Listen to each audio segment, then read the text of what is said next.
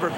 Well, the season could not have started more ominously for the New England Patriots. Just before opening day, they released their leader, their Pro Bowl safety, Lawyer Malloy, and the team went into Buffalo after Malloy had signed with Buffalo, and they get killed 31-0. But they rebounded the next week to beat Philadelphia, and here they are at the halfway mark, 6-2, coming into Denver, and Bill Belichick's team with a win tonight would be a game and a half in front of Miami in the AFC East. Meanwhile, as far as Denver is concerned, they started out 4-0, but then the new quarterback, Jake Plummer, broke his foot. Steve Berline took over, the veteran, but then he broke his finger. So Danny Cannell is now the quarterback until Plummer gets healthy, and Cannell has not played in the National Football League up until a couple of weeks ago for almost 3 seasons. So, John, tonight Denver, with his very short deck, faces a very tough defense. How do they win this game? Well, you know, talking to Mike Shanahan last night, he said, I have to take the pressure off of Danny Cannell. We can't tell Danny Cannell, go out there and win this game for us. He said, what I'm going to do is I'm going to have him play pass, I'm going to have him bootleg.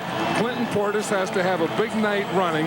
But I think if the Broncos are going to win, they have to win it with their defense and their defense getting turnovers. And they're always tough, of course, at home. As far as New England's concerned, we've been watching Bill Belichick for years. When you look at him on television, he's expressionless and he's emotionless and shows no passion, but we know him. He's a good guy. He's a heck of a coach. What's his secret? Well, I'll tell you what his secret is. He's very bright, and he always changes. You know, Bill Belichick will change his defense from game to game. And then within the game, he'll change it from down to down. And what that does is that makes you not sure what they're doing, and then that adds to confusion. And then you get the confusion, and then that adds to turnovers. And what he really does, he makes you do things offensively that you're not comfortable doing. Good chess match tonight, and a pretty good football game as well. And among other things tonight, the linebacker for the Broncos, Al Wilson, will be mic'd up as we get ready for New England and Denver on Monday Night Football. Tonight's quarterback coverage is brought to you by State Farm.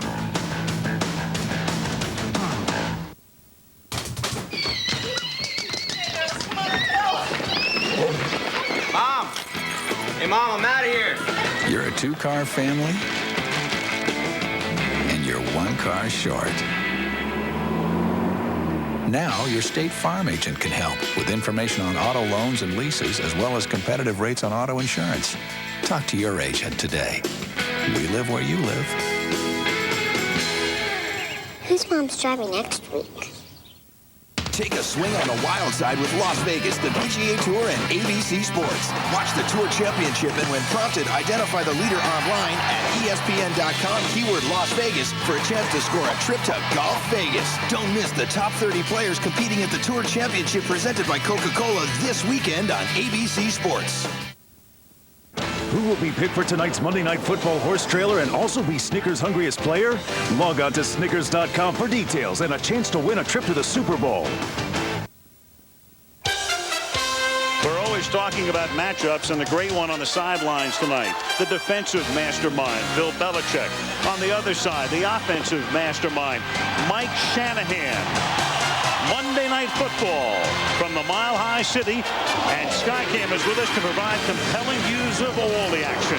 Visa Skycam. Right now, with Sirius Satellite Radio, you can get 100% commercial-free music beamed right to your car and a chance to have your car washed at your home by Pam Anderson.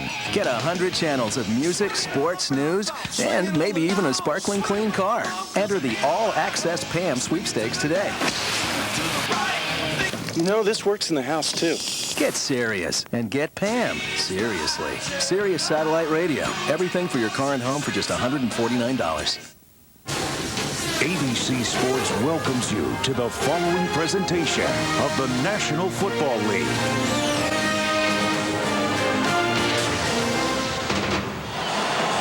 As we get ready for the game here in Denver, the New England Patriots, led by Tom Brady, who took over as the starting quarterback in 2001 for Drew Bledsoe, became the Super Bowl MVP.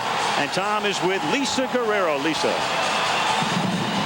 Thanks, Sal, throughout the course of the season, every team has to deal with adversity. But as you mentioned, Patriots players were dealt a big blow 2 days before their season even began. Bill Belichick surprisingly cut Pro Bowl safety Lawyer Malloy. Now, all of the experts thought that that was going to tear the Patriots season apart. But last night, Tom Brady told me how his team was able to hold it together. He was a team captain, and everyone loved being around Lawyer. I think we lost him, and I think we went out and got the crap beat out of us, that we had to figure out, okay, well, what are we going to do without him now? How are we going to rally? And a lot of other guys have really stepped up. And at a time like that, when a team is vulnerable, I think that gives other guys great opportunities to step to the forefront and become leaders. And some of the younger guys have really stepped in and done a great job. Well, those young guys are going to have to continue to step up. Pro Bowl defensive tackle Richard Seymour is out with what the Patriots are calling a leg injury. So rookie Dan Klecko will get his very first start tonight. Dan Klecko, the son of Joe Klecko, the former Jet, as Adam Vinatieri gets set to kick off for New England. Pre-game fireworks, and so the smoke's still clearing on this 35-degree early evening. Chris Cole is back to receive for the Broncos, who have lost 3 out of their last 4 and trying to get it turned around before their bye week. Cole from the 4 out to the 27-yard line, and let's take a look at the Denver starting offense. Danny Cannell, Florida State. Clint Portis, Miami. Mike Anderson, Utah. Rod Smith, Missouri Southern State College. Ashley DeLee, Hawaii. Shannon Sharp, V. Savannah State. Blake Brockmeyer, Texas. And then Ben Hamilton's from Minnesota. Tom Nalen at center from Boston College. Dan Neal played his college ball at Texas. Matt Lepsis at Colorado. Had to come in because the guys, as you know, if you follow football, the Denver offensive line, they don't talk to any media. They don't do any of these things. So instead of the mute button, now you know who they are. 1st and 10 from the 27-yard line as Cannell throws. And that one is off the fingertips of the fullback Mike Anderson and nearly intercepted by Ty Law. The Patriot defense tremendously improved this year. Let's take a look at them. Bobby Hamilton, Southern Miss. Dan Klecko, Temple University. Jarvis Green, LSU. Mike Vrabel, The Ohio State University. Teddy Bruschi, Arizona. Roman Pfeiffer, UCLA. Willie McGinnis, Southern Cal. Ty Law, Alacopa Quips. Rodney Harrison, Western Illinois. E.J. Wilson, Illinois. Tyrone Poole, Fort Valley State. From the Alacopa Quips, Law went to Michigan. And this is the first carry of the night for Clinton Portis, who will play such a big part in the game, no doubt. He takes it out to the 31-yard line. And the guy making that first play was Dan Klecko. You know, we talked about all the different things that Bill Belichick and the Patriots give you. They're starting tonight with a 3-man line. With Richard Seymour out, they're putting Dan Klecko in. And you're going to see him. He's right here, the nose tackle. And if they're going to run inside, the nose tackle has to make the play. See, he starts there, and he just makes and closes that hole down right there. Dan Klecko played that one perfectly. 3rd down and 6 from the 31-yard line. And here's Portis. He's going to cut it back upfield, but can't get a first down. He's about 1.5 yards shy. Roman Pfeiffer, the outside linebacker, makes the tackle. And so Denver's first possession is 3 and out. You know, we talked about what Mike Shanahan wanted to do. He wanted to take pressure off Danny Cannell, so he was going to have him go play pass and bootleg. The first play was a bootleg. Now, when that was incomplete, then he had to go back to take the pressure off again. He had to go back to 2 running plays. 2 running plays, and they come up 1.5 yards shy as Mike Ganor gets set to punt to Dion Branch. Good high, fairly deep kick. 18-yard line. Branch, one of their wide receivers, brings it back to the 27. And let's take a look at the Patriot offense. Tom Brady, Michigan. Kevin Falk, LSU. Fred McCrary, Mississippi State. Troy Brown, Marshall University. Deion Branch, Louisville. Christian Fourier, University of Colorado. Matt Light, Purdue. Big Wood, B.C. Dan Copen, Boston College. Joe Andruzzi, Southern Connecticut State. Tom Ashworth, Colorado. So Tom Ashworth coming back home in effect, played his college football at Colorado in Boulder, about 30 miles from here. Now Brady on 1st down, and they spread it out, come up with an empty backfield. 5 receivers and swinging out here to Daniel Graham And Graham, who caught 7 passes last week in the win over Cleveland and played his college football at Colorado, has about 2 yards here. You know, Charlie Weiss, the offensive coordinator for the Patriots, always wants to start off and give you something to think about. Look, 1, 2, 3, 4, 5 receivers out here. So he wants to see early how you're going to cover this spread formation. So what he does, he just throws a simple pass out here to the tight end, try and get some blocking, but more to see how you're going to cover it. And now Brady fumbles the snap at the 29-yard line, and Denver has it. Came away from center too early, and now Belichick's defensive unit has to go back out onto the field. Bertrand Berry having a very good year for the Broncos. The defensive end recovers it. Well, of course, Dan Copeland is a rookie center. And you're going to see here, it looks like he double clutched, and see, it looks like he started to pull out, then went back in, and then started to pull out again. Looked like it was one of those things that it was on 2, and Brady started to pull out on 1, and then thought, uh-oh, it was 2, and tried to get back in there. And then by the time he got back in there, the ball was up there, and now it's on the ground. And now Denver has it. At the 28-yard line, already in Jason Elam field goal range. 1st and 10, but they're thinking about 7, not 3. And here is Portis, and Portis runs right into Teddy Bruschi. He's the first to hit him, and he's taken down to the 25-yard line. Danny Cannell played his college football at Florida State under Bobby Bowden, and then he went to the Giants, and he was a starter for a couple of years, and then he goes to Atlanta, and he's the backup, and then he's out of the National Football. He plays baseball, plays for the Newark Bears, independent, makes $1,200 a month, plays in the Arena League, doesn't last very long there, and winds up with Denver in training camp, gets released, and then comes back. And here he is on Monday night, 2nd and 6, handing it to Portis. So it's been a long and winding and unusual road for Danny Cannell, John. And Jake Plummer, of course, is their #1 quarterback, the former Cardinal, who had gotten off to a good start. Broken foot. They hope to have him back after the bye in 2 weeks. I talked to Jake a couple of days ago, and there was a freak way he broke that foot. He said that, you know how when you take off your shoe and you kind of put your toes underneath and crack the knuckles in your toes? He said he did that and he felt a pop and he broke his foot. I said, man, that is weird. But anyway, he said he's getting better and he's going to be back the week, after the bye. Sounds like something Brett Favre would try. 3rd and 6, as that's caught by Rod Smith at the 15-yard line for a first down. What's with the Denver quarterbacks? I mean, Brian Greasy hurt himself a couple of years ago tripping over his dog. Jake Plummer hurts himself trying to crack his toes. Yeah, I don't know that. I've seen guys do that. I've never tried that one, but he said he's been doing it all his life. And then he said even after he broke his foot, he didn't realize that he was always cracking his knuckles that way, the knuckles in his feet.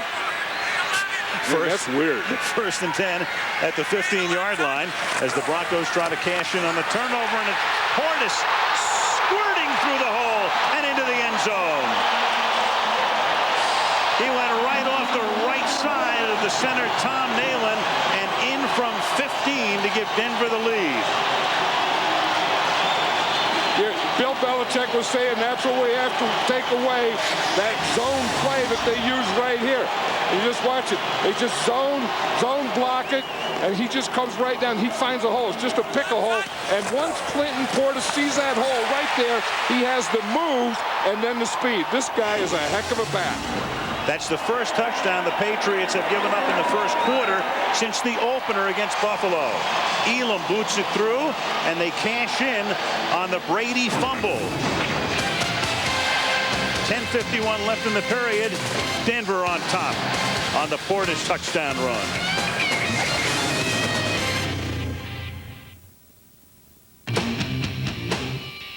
Ain't no mountain high enough, ain't no valley low enough, ain't no river wide enough to keep me from you. And if you need me, call me, no matter where you are, no matter how far. Just call my name and I'll be there in a hurry. On that you can depend, never worry. Ain't no mountain high enough, nothing can keep me from you. Ain't no mountain high enough. Joanne is a 33-year-old small business owner looking for a more professional image. You know, she needs to update her look. a lot. You need to project an image that is attractive and interesting. Joanne is ready for the ultimate makeover. We're just so excited. What a difference. It looks great. Joanne now has new computers, cordless phones, PDAs, and new furniture. Office Depot Total Office Solutions. Technology, furniture, and smart ways to put it all together. It's absolutely changed my life.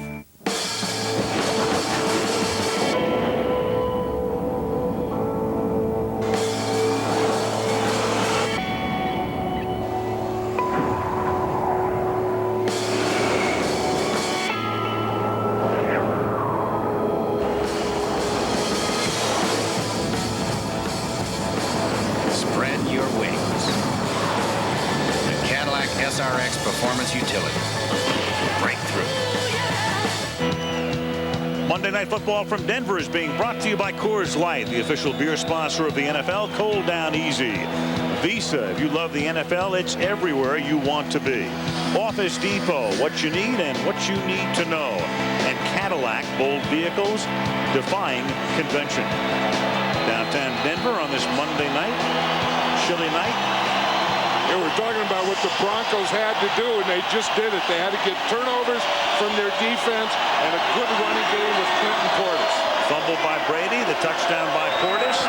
The kick fielded at the 8-yard line by Bethel Johnson. Good-looking rookie out of Texas A&M, also one of their wideouts when they go 3 and 4 wide. Yeah, if we watch this touchdown run again, watch the center, Tom Nail, in here. If you're going to get a good run, you have to get up to the second level and get that linebacker.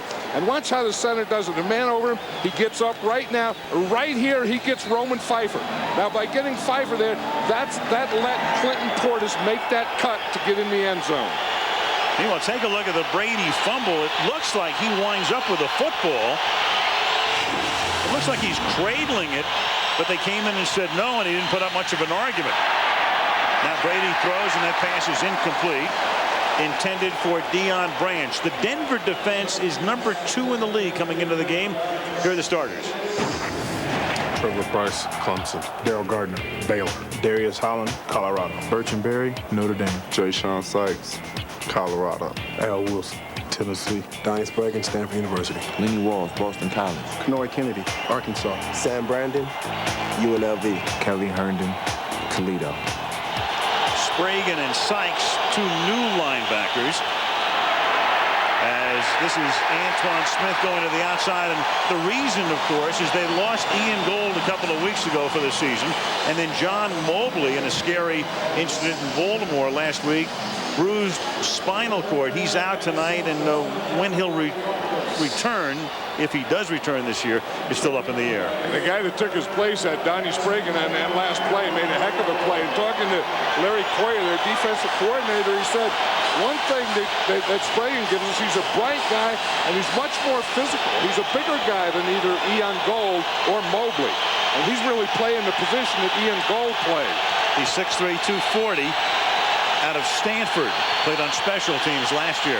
3rd down and 10 as Brady has a lot of time, guns it over the middle into traffic. The ball is juggled and intercepted by Kenoy Kennedy.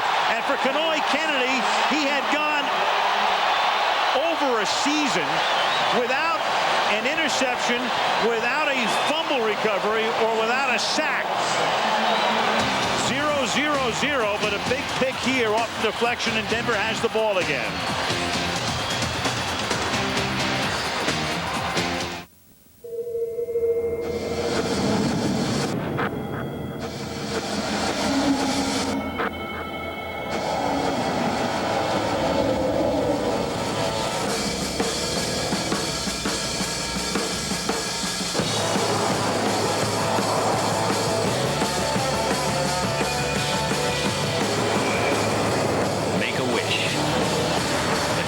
SRX Performance Utility. Breakthrough. We're gonna go out there and win, right? Right. We're Bears! Yeah. And what are Bears? Hungry! Yeah! You guys hungry? Yeah! So let's go out there and beat them! Go,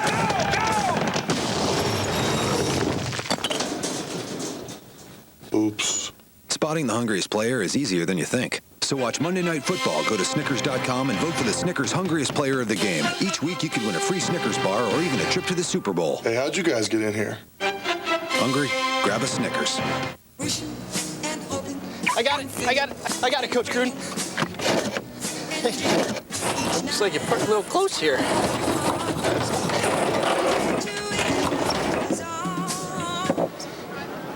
You think I could get some tickets to the game? What do you think? If you really want tickets to the game, just use your Visa. It's the card you know they'll take everywhere you want to be. Here we go. Visa, proud sponsor of the NFL.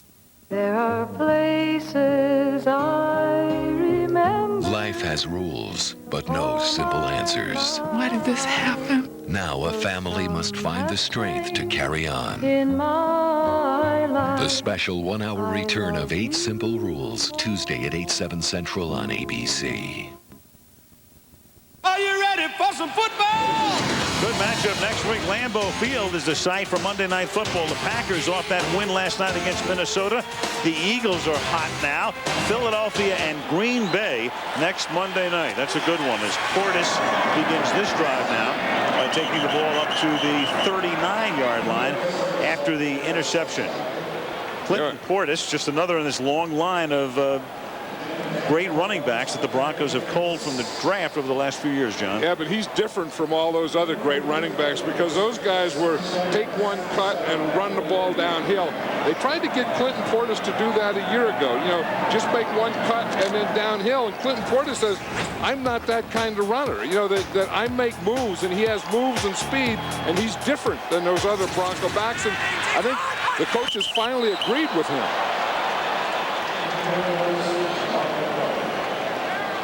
You think of Terrell Davis and the way that they ran, and Mike Anderson and those guys. I mean, they were just bulls. One cut downhill. Number 90, defense. 5-yard penalty.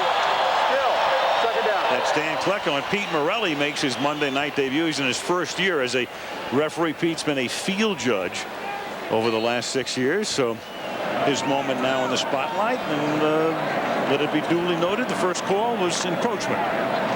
Right, and against the nose tackle, and you know, one of the dumbest penalties in football. You wonder how the guy lining up over the ball can jump before it's snapped. 2nd and 1. Here's Portis, and John was talking about what amounts to overcoaching, and here's what Clinton had to say about that as he picks up the first down. If the head coach telling you one thing and the offensive coordinator telling you another, and your running backs coach in your ear yelling about get outside, and then the offensive line coach telling you you missed a read, you know, it's like 4 people coaching, and then it's all like wah wah wah, you know. So I realized none of them ever played running back, and I probably need to go out and try to do what I can. Makes sense to me. Yeah, instincts should always take over for a running back. Like a guy with 4 bosses. 1st and 10, caught on the run. First down and a lot more for Rod Smith as he's finally forced out of bounds at the 29-yard line. Yeah, if you're going to play running back in this league, we know that you have to be able to run, but you have to be able to pass protect. If you can't, they're going to take advantage of you. And watch Clinton Portis here. This is pass protection. He gets jolted on the first block. Watch here. He's going to get jolted, go back a little, and boom, come right back and finish it off. And let Danny Cannell get rid of the ball. Watch the boop, and then another one, and then boop, recoil and do it again. And the guy he took care of was Mike Vrabel, who had 3 sacks last week against Cleveland. Now they run the draw, and it's a nice play to stop him in his tracks, just about at the line of scrimmage, as making the tackle right there for the Patriots was Willie McGinnis. You know, and Mike Vrabel weighs 261 pounds, so you're not talking about, you know, a smaller type linebacker. You're talking about a guy that at one time was a defensive lineman. In fact, Mike Vrabel is kind of half linebacker, half defensive lineman, because he can play both. He will drop, but he's a much, much better pass rusher.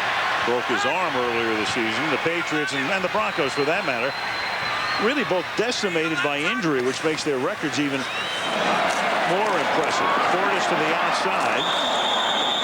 With Denver, we've been talking about the quarterback situation. When you lose your starter and Plummer. Then you lose Berline. And defensively, when John Mobley and Ian Gold go out, and then Ephraim Salam, their starting left tackle. And then as far as New England is concerned, the amazing thing about New England is that Belichick's been doing this with glue and paste. They have started 39 different players this year, most in the league. And when a team normally starts the most players, their record at this point is usually about 1-7. Yeah, but you know, he gets those guys and he puts them in a position where they can be successful. 3rd down and 8 from the 26-yard line.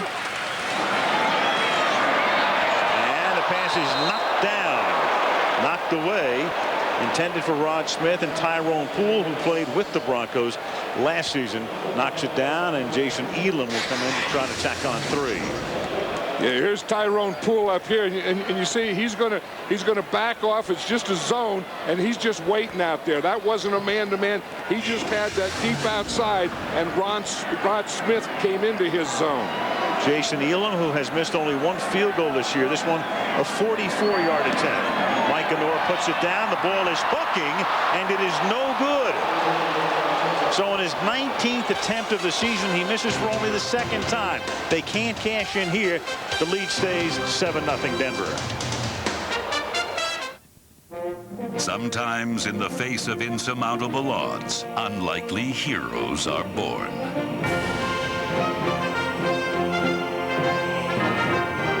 As precious seconds ticked away, you took an impossible amount of data and turned it into something impossibly good.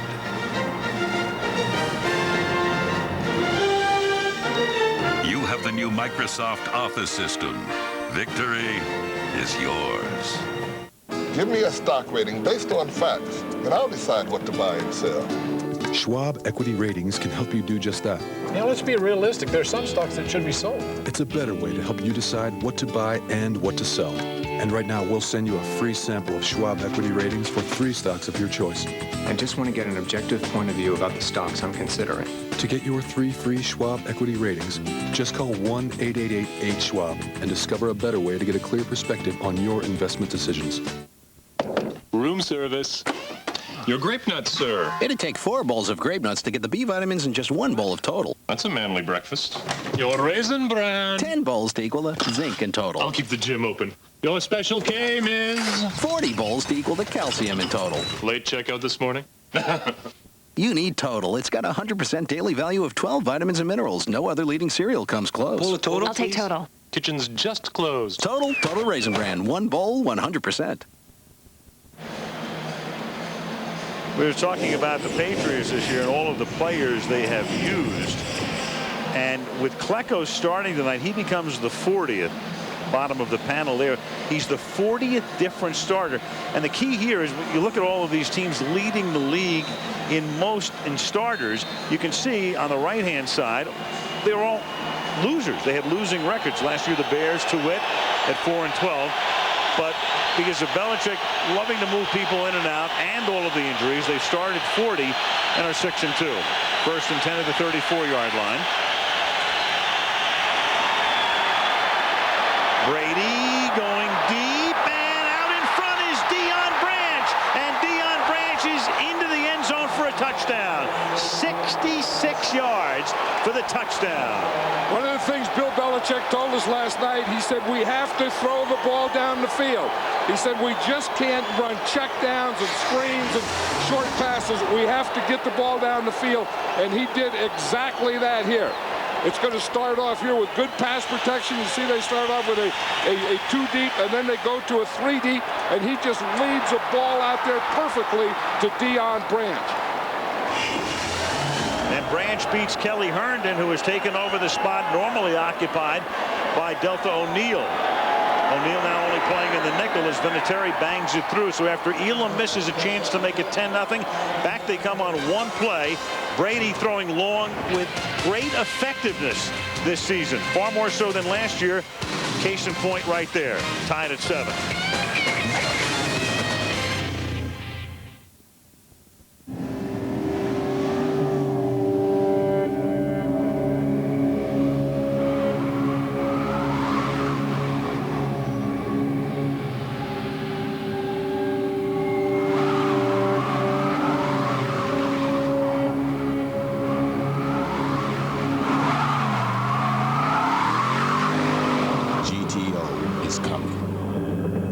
fuel for the soul.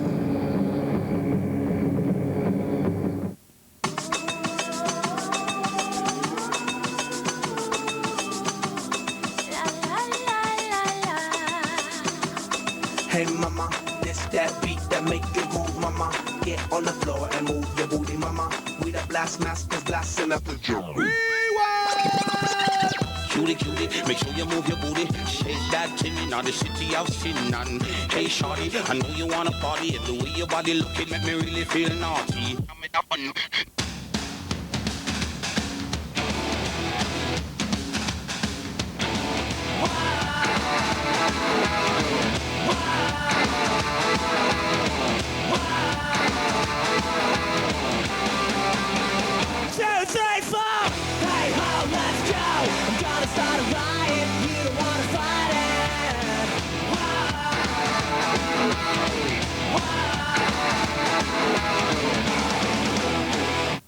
In 8 days, the story America's been waiting for. Jessica Lynch finally tells her story, and what she remembers is more than anyone could imagine. A 90-minute Diane Sawyer exclusive.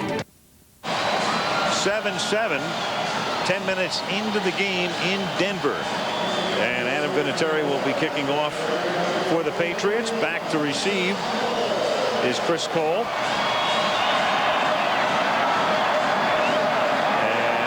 Is fielded at the 3-yard line.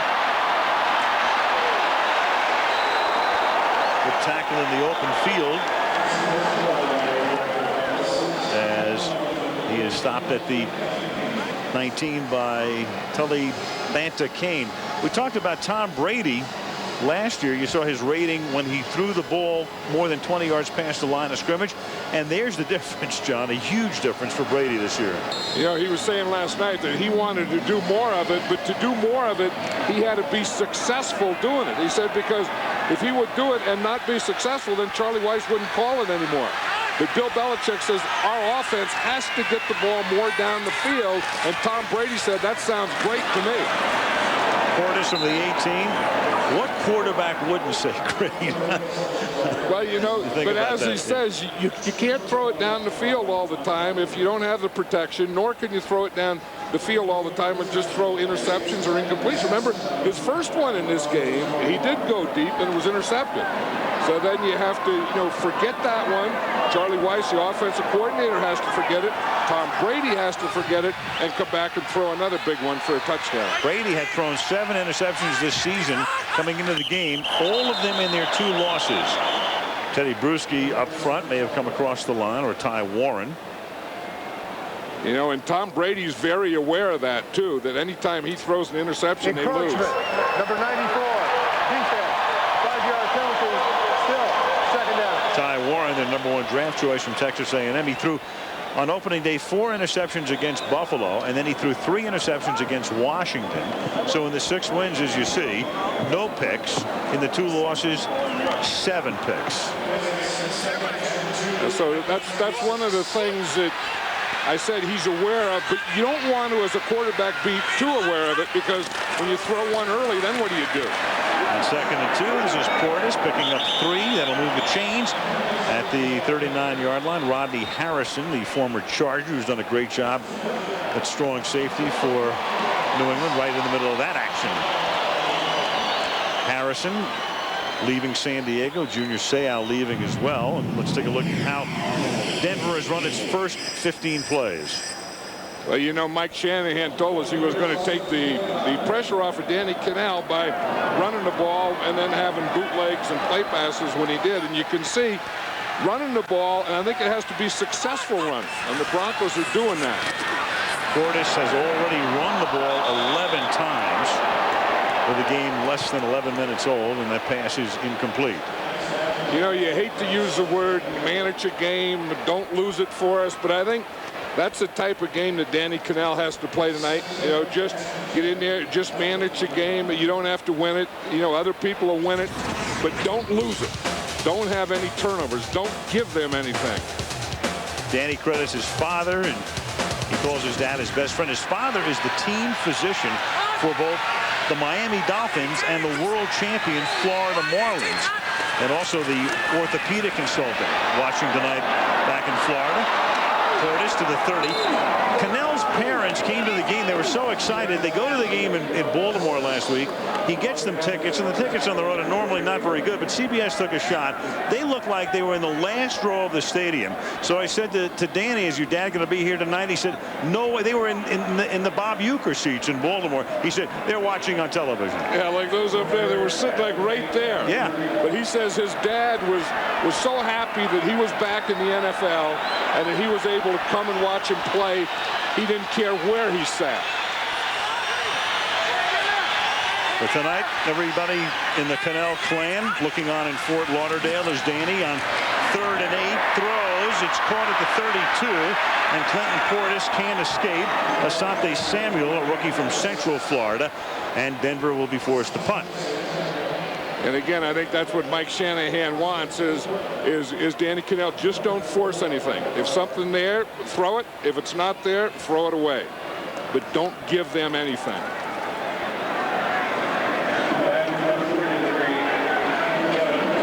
Mike Ganor to punt.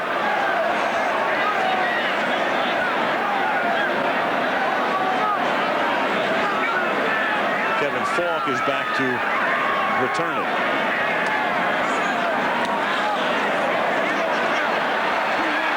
Short kick, fielded by Falk at the 29.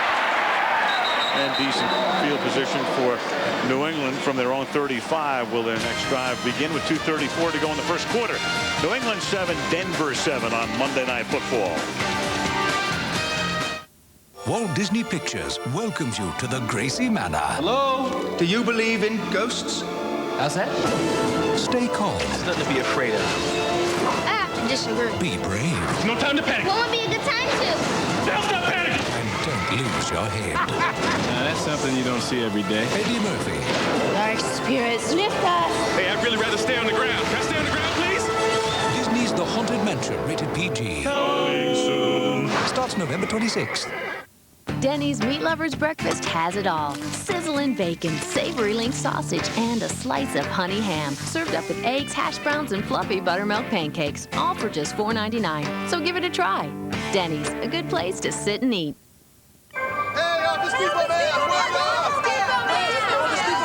When you can't get to Office Depot comes to you.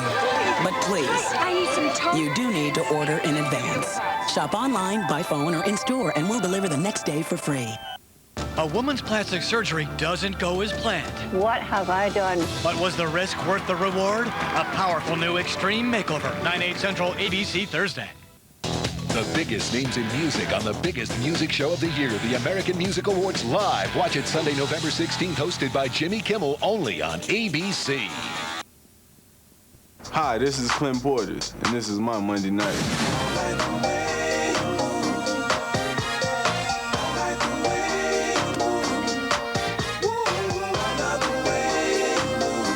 What's up? What's up?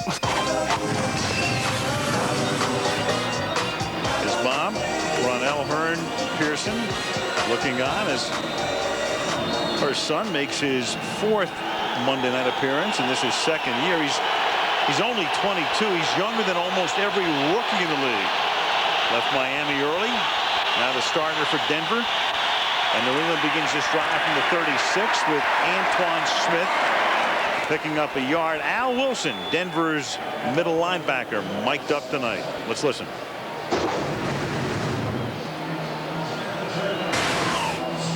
Oh, yeah, Don, we want to welcome you to this wonderful occasion.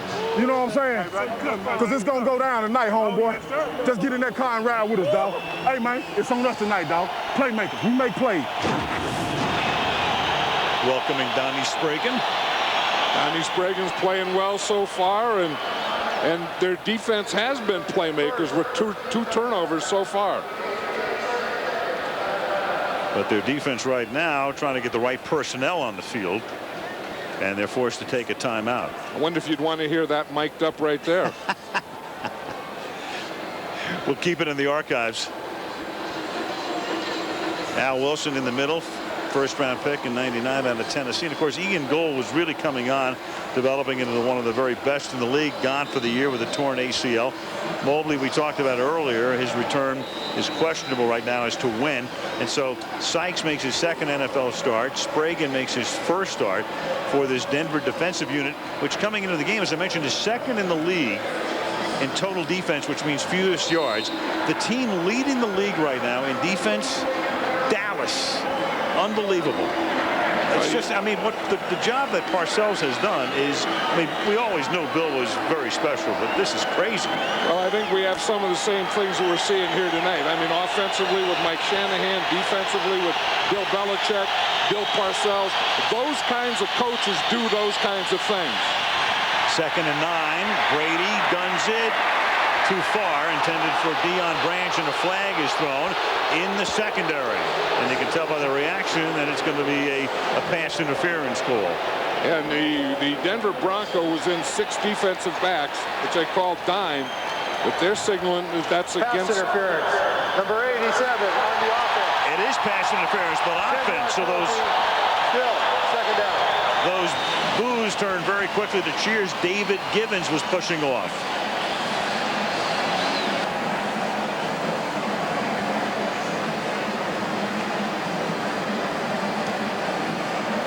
That's the type of situation that Mike Shanahan is trying to get him in. You know, to get him in these long yardage situations where you can go pass rush and then use your extra defensive backs. Here's Givens right here, number 87. Oh, I guess that's interference. Yeah. Sam Brandon is the guy who goes down. I don't know if he was trying to pick Sam Brandon or block Sam Brandon or didn't see him, but he just ran right over him. 2nd and a mile, and almost a mile and a half, but he gets it away, and the pass is incomplete along the sideline. Brandon covering on that play on a pass intended for Daniel Graham. I thought he was throwing that one away because Trevor Price was right on him. Trevor Price is one of the best defensive linemen in football. And I said lineman because he doesn't always play in. He's in here now as a tackle. Sometimes he's a defensive end. Then on pass rush, they move him in as a defensive tackle. He just goes right by Joe Andruzzi, takes his outside shoulder, and he makes Tom Brady throw that ball right when he did. One of the better defensive linemen in the league, Trevor Price. 3rd down and 19 from the 25-yard line. And they give the ball to Kevin Falk, who came off his best day ever last week against Cleveland, nearly rushed for 100 yards. And this time he picks up 16, but they needed 19. And New England will punt for the first time with 1.5 minutes to play in the first quarter. And now Wilson comes off a little shaky. They picked up some good field position there, and that's what happens to a defense when you get the defensive line rushing and the defensive backs covering. You give up that draw play. Ken Wall to the punt. Low snap, and the left footer sends one into the mile-high air. And a fair catch is called for and made at the 16-yard line by Delta O'Neal. 1:04 left in the quarter. Let's check in with Lisa G. Lisa? Well, Al, for 9 years as a San Diego Charger, Rodney Harrison played against the Broncos twice a season. Now that he's a Patriot, I asked him to compare the similarities between Bill Belichick and Mike Shanahan. He said, you know what, there are plenty of similarities. Let me tell you about them. They're both highly intelligent. Their players are well prepared. They have extremely high standards. But most importantly, both of these coaches expect to win each and every game, Al. Well, when you look at Rodney Harrison, I mean, and you think about Harrison coming over from San Diego, and then the Lawyer-Malloy situation is Cannell, play fake, rolling the opposite way, throws, and making the catch is Shannon Sharp up to the 43-yard line. So on first down, Cannell with a big gain here, 27 yards. You know, and that's the bootleg that we were talking about, and that comes off the success of Clinton Portis. Clinton Portis is going to fake the run to the right. Now, everyone is keying him. They're saying, watch the defense. They all go with Clinton Portis. Danny Cannell takes it out the back door and throws to a wide open receiver. That's the thing that they're trying to get, that stretch play. Make them play that stretch play and then fake the stretch play and bootleg. First and 10. Cannell has started 5 of his first 8. for 66 yards. Now he bootleg to the right side after the fake, and that pass is incomplete. He was under pressure at that time. Rod Smith, the intended receiver, and Bobby Hamilton was in Cannell's face. Second down. Yeah, we were talking to Bill Belichick last night. That's a combination that he's worried about right there. The stretch play, or that zone play to Clinton Portis. You have to stop that, but you can't overplay it because then you have to stop the bootleg. And he said that's a combination, the stretch and the bootleg. And we just saw 2 bootlegs in a row. And the running of Clinton Portis helps a bootleg. The bootleg of Danny Cannell helps Clinton Portis' running. Second and 10. Anderson is the man in motion, the fullback. Now they give it to Portis over right tackle to the outside, and coming up to make the stop is Rodney Harrison. And we started to talk about Harrison, and one of the reasons that Lawyer Malloy became expendable, in addition to the salary, was the addition of this man. That's the end of the quarter.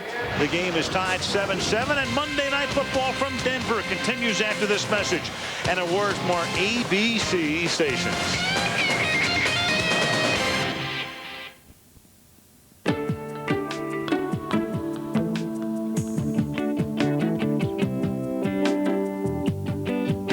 As your family grows, so do their needs. Is your life insurance coverage keeping up? To help you be absolutely sure, talk to someone who's seen a few changes themselves. We live where you live. For life insurance, call your State Farm agent. Like a good neighbor, State Farm is there.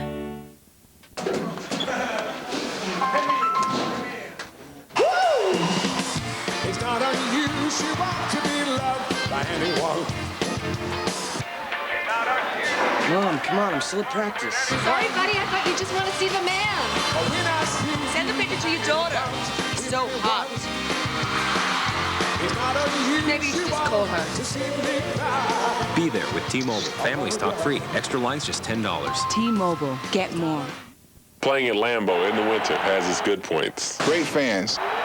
Lots of tradition. And you're completely numb. Before anyone gets the chance to hit you. Eagles, Packers, next Monday night on ABC. Everyone comes to play on Monday night. I needed choices. I'm looking for value. For me, it's simplicity. I won't pay more than I have to. I got all the features I wanted. More bang, less buck. And it just makes sense. I got caller ID, call waiting, 3-way calling, and call forwarding. And at a price I can afford. I've heard about their spirit of service. I just didn't know that service would save me money. My name's Spencer, and I'm a real Quest customer. I'm Tamara, and I'm a Quest customer. My name's Luwan, and I just came back to Quest. Call 1-866-4BEST-4U and discover our spirit of service in action. We're live in the Broncos locker room after the game. In Denver, Al Michaels, John Madden, Lisa Guerrero. Monday Night Football. The second quarter begins. The game tied 7-7. And the Broncos have the ball. Third down and 7 at their own 45-yard line. Out of the shotgun. Cannell deep. And it is juggled and bobbled and incomplete, intended for Rod Smith, blanketed by Rodney Harrison. The two guys, of course, with Harrison spending so much time in San Diego, that's a matchup we've seen a lot over the past few years. You're going to see it's right here. Rod Smith is in the slot. Rodney Harrison is right here, taking him deep. You know, and you always think of Rodney Harrison as a run stopper, as a run stuffer. But I'll tell you, that was a pretty good coverage when you have him covering deep. Excellent. Mike Ganor. The kick is fair caught at the 10-yard line by Dion Branch. And a flag is down. A flag is down back at the 40-yard line of the Broncos. You know, usually when you hear Rodney Harrison. During the kick, holding, number 58, receiving team. Half the distance to the goal, first down. Shanahan said, I like that call. But usually when you hear the name Rodney Harrison, or you say the name Rodney Harrison, the next word you say is tough. Tough. Well, yeah. And you think about fines, too. Yeah, he has been fined, I guess, about as much as anybody in the league over the past few seasons. Well, he's the guy that plays inside, and he believes if you're a wide receiver and you want to come inside and catch the ball, he's going to make you pay for it. That's his game. I've always wondered if a fine is tax deductible. Yes, it would be tax deductible. I think. Yes, it is. Cost of doing business. First down at the 5-yard line for New England. And a flag stops this play before it begins. You know, Larry Coyer, the defensive coordinator of the Broncos, has really done a heck of a job.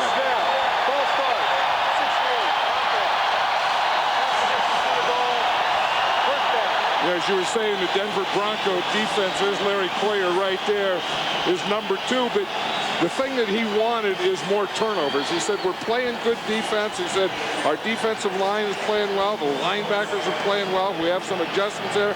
The secondary is playing well. We're just not getting enough turnovers, and that's what they've been concentrating on.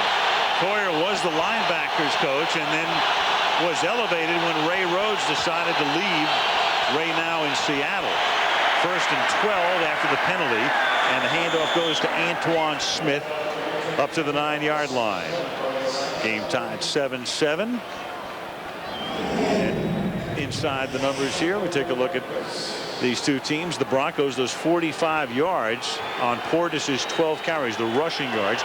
Then the 2 turnovers by the Patriots. The Broncos able to cash in on one of them for the touchdown, and then Elam missed a field goal after the second turnover. 2nd down and 6 from the 9.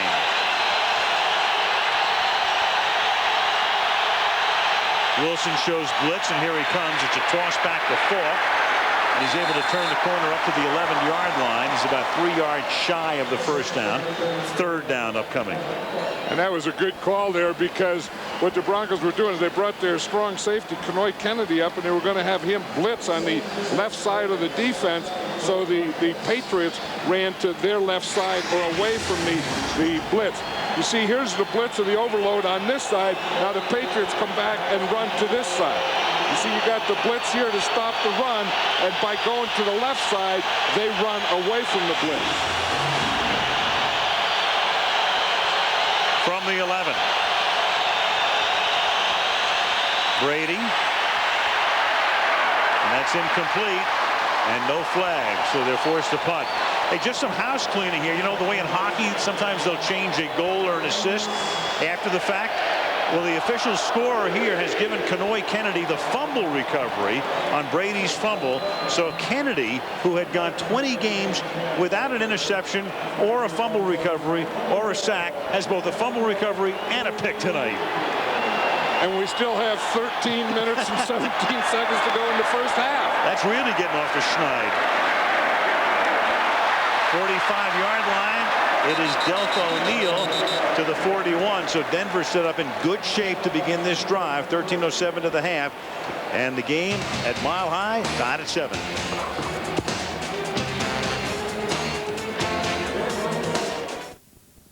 There we were planning our vacation online. That's when the pain started. Digititis is a repetitive stress injury, just like carpal tunnel syndrome, except different. Basically, it feels like a fleshy fireball on the end of my hand. We're seeing an explosion of this with all the double clicking that's going on. If we catch this early, we can help. Searching for a great airfare online doesn't have to be a pain. Just go to southwest.com for our $39 to $99 internet specials when you purchase by November 13th. You are now free to move about the country.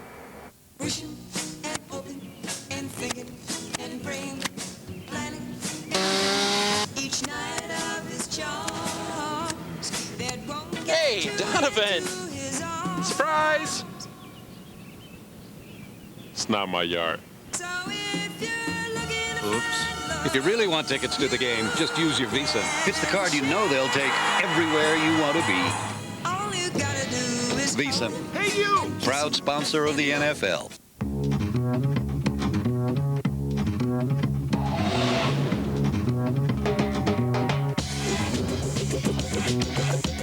The world is full of individuals with their own personalities, their own quirks, their own fingerprints.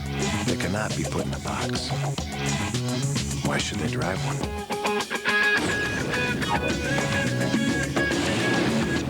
The V6 Nissan Altima. Access NFL.com to vote for your favorite NFL All-Stars. The Pro Bowl ballot is online exclusively at NFL.com. Colorado State Capitol, not far from Invesco Field at Mile High, which is filled to capacity, as was the old Mile High Stadium year after year. Broncos on Monday night against New England begin this drive at the 42-yard line, first down. And Cannell, nice bootleg buying a ton of time, and it's caught for a first down by Rod Smith to the 29-yard line. Tackled by Tyrone Poole. That's a gain of 13. And again, that's that same combination of Portis running. If that's successful, then you just fake to him to the right, coming this way, and you make the fake here, then you come back here as a quarterback, Danny Cannell. Now watch the defense, how they all react to the right to Portis, and watch how free Danny Cannell is to look, to find his guy, and to throw the ball on the backside of Clinton Portis. Smith's third catch of the night for 48 yards. Back to the ground. Portis spinning, picking up 4 to the 25-yard line. Portis has now carried the ball 13 times, and those 12 carries in the first quarter takes us back to the Terrell Davis era, 1997, when Davis carried 13 times in the first quarter. This guy's a special guy. I mean, I'm as impressed with Clinton Portis as I am any running back in the league, because he has the moves, he has the quickness, he has the speed, and we've seen him block. He'll do that too. Second down and 6 at the 25. Cannell to the end zone and out of the end zone. Thinking about this game in terms of the Broncos, John, right now, the way the playoffs are set up, I mean, Kansas City's on top. They're in the Broncos division. They've already beaten them. They're 8-0. So Denver has to be thinking about a wild card. If they can get through this one with a win, the bye week, then you probably get Plummer back. Maybe you get Mobley back. Maybe you get Ed McCaffrey back as well. And their schedule in the second half is pretty soft. Yeah, and that's what they have to think about. You know, they can't worry about Kansas City now. I mean, they have to worry about tonight, get through this Patriot game, get to your bye, get Jake Plummer and the guys back, and then go on from there. And that's what Mike Shanahan has them thinking. Third down and 6. Cannell out of the shotgun. Swings it to the near side, and that one is much too high. Intended for Quentin Griffin, much to the displeasure of the audience. Yeah, it was interesting. The last thing Bill Belichick said to us last night before we left, he says, you know the biggest thing in this game tonight? He said, the biggest thing that worries me, he said, it's Mike Shanahan. You know, and usually it's a player, it's a play, it's an offense, a defense.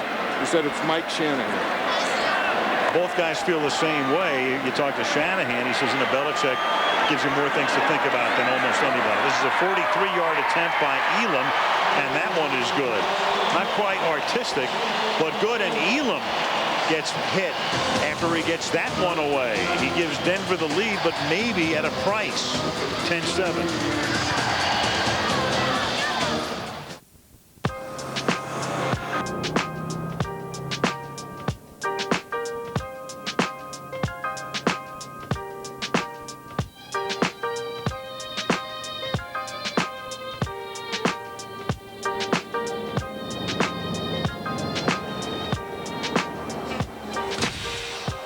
Going my way.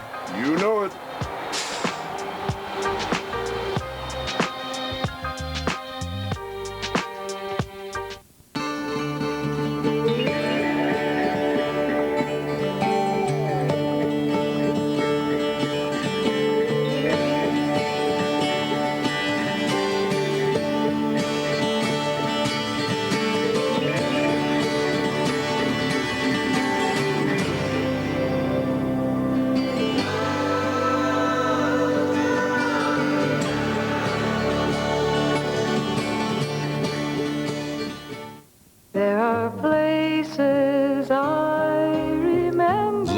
Rules, but no simple answers. Why did this happen? Now a family must find the strength to carry on. In my life. The special 1-hour return of 8 Simple Rules, Tuesday at 8/7 Central on ABC.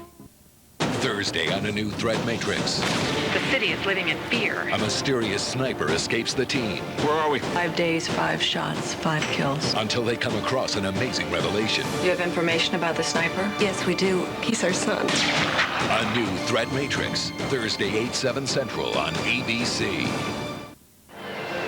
Jason Elam is on the sideline. He doesn't kick off anyway. Mike Anor does, but take a look at what happened after he boots this 44-yarder through a 43-yard field goal for Elam. Looks like a groin pull. Yeah, that's his right groin. So he's trying to walk it off. And they'll just have to wait because Mike Anor is the kickoff guy to begin with. And that's why he's the kickoff guy. 11:29 to go in the half. And Lisa, what do you know about Elam? Well, Al, you just saw Broncos kicker Jason Elam limp off the field a few moments ago. Word from Denver is that he has a strained groin and his return is questionable. And that's big in a game that figures to be very close because he is one of the very best. And that means that Noor will be pressed into duty in Elam's spot in addition to kicking off. You know, and that's one of those things, if you strain or stretch or pull a groin, there's no way to walk it off. There's nothing you can do about it except rest it. From the 20-yard line after the touchback, New England begins this drive with Brady in the pocket, going deep down the sideline, has a man, it's David Gibbons, and he makes the catch and he's taken down at the 32-yard line. So the second huge gain, that one thrown over the cornerback Lenny Walls for 48 yards. Is David Gibbons. He's out here to the right side against Lenny Walls, is 35 in the corner. You see, he gets up there, and it's a double move. He gives him a stop and go. Walls kind of squatted on that little stop, and that let Gibbons get a couple of steps on him. Little play action pass here. Tom Brady looks off to the left, comes back to the right to Gibbons, but Gibbons had already beaten Lenny Walls. Brady has completed 3 passes tonight for 66, 48, and 2 yards. And this is Kevin Falk taken down back of the line of scrimmage by the cornerback coming up, Kelly Herndon. That was the thing that, you know, the thing that they came in with their game plan that Bill Belichick was saying, you know, that we don't have a good enough running game. I mean, you know, we can't dominate anyone with a running game offensively. And he said you can't beat the Denver Broncos just throwing screens and checkdowns and all that short stuff. You have to get the ball up the field. And if you get it up the field, at least that loosens them up. So then you can come back to that underneath stuff. So 24 times, passes gaining more than 20 yards halfway through the season. And this may be another, as it is Daniel Graham, but he is stopped at the 17-yard line, and they'll settle for a 17-yard pickup for the tight end there. You know, the thing that Tom Brady was, you know, so excited about Daniel Graham, or the thing that he likes about him, as much as he said, he's a big target, and if you get him the ball, he is something would run after the catch. He said because he could just run over guys. And when you look at the size of this guy, and when he catches a ball, he said there's not a lot of guys that want to tackle him. And the Broncos did exactly what you had to do with a big guy like that, to go low, get underneath his power. 1st and 10 from the 17-yard line. To the air, but a whistle, and there's no play. Whistle before the snap.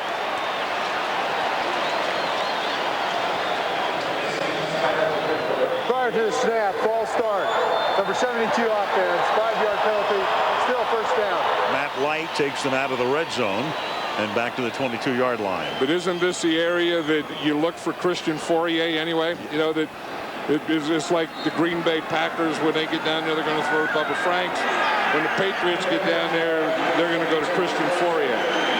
Now they're out of the red zone. Right, back out they are at the 22-yard line, 1st and 15. And Fourier's on the sideline. He's their red zone guy. Daniel Graham comes back in, 1st and 15.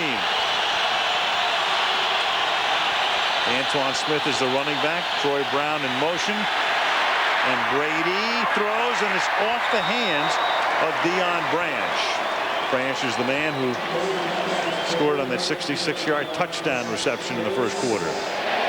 That was a heck of a throw, though, by Tom Brady, because this defensive line is getting a push. You know, you're not always going to get a sack, but you want to push the pocket back to the quarterback so that he can't step up. You see what Tom Brady had to do there? Instead of stepping towards his target, he had to step parallel to his target, and that takes just a little off it. 2nd and 15. And it's Antoine Smith, and he gets taken down at the 22-yard line. So 3rd and 14 upcoming now. Nick Ferguson comes up from the safety spot along with Darius Holland. And Larry Coyer really likes Nick Ferguson, and he's playing more and more. He doesn't start as safety, but he rotates in there as a safety. Larry Coyer calls him a pit bull. He said, if you go into any game, any fight, you're going to do anything, you want this guy on your side, Nick Ferguson. Denver's had a lot of pit bulls at safety through the years. I think Steve Atwater, number 1. Yeah, they have had. They used to have a pit bull at linebacker, too, Tommy Jackson. Oh, yeah. 3rd and 15. Brady slips but stays upright, and then the pass is incomplete. Fred McCrary, the fullback closest to it. So New England gets into the red zone. The penalty takes them back out, and now Vinatieri will come in to attempt what will be about a 40-yard field goal. And these penalties have really hurt the Patriots coming in this direction. They got the penalties. Then remember coming out, they were trying to come out, and they had 2 penalties that backed them up and then gave the Broncos good field position. Vinatieri, who won the Super Bowl against St. Louis 2 seasons ago on that last-second kick in New Orleans. And this one is hooking, but it stays true, and they're out in front. We're tied up 10-10. New England 10, Denver 10 with 7:57 to go to the half.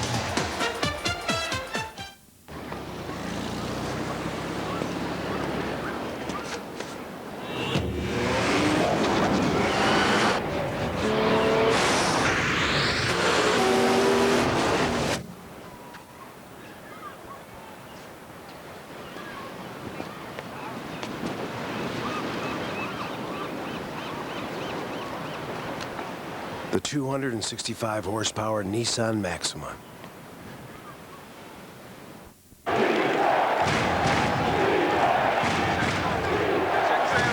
Check that safe. Watch 26. It's on 2. Set go. Ready? Watch to yo. Watch to yo. Come on. Red. Go to yo in motion. Hey, hey.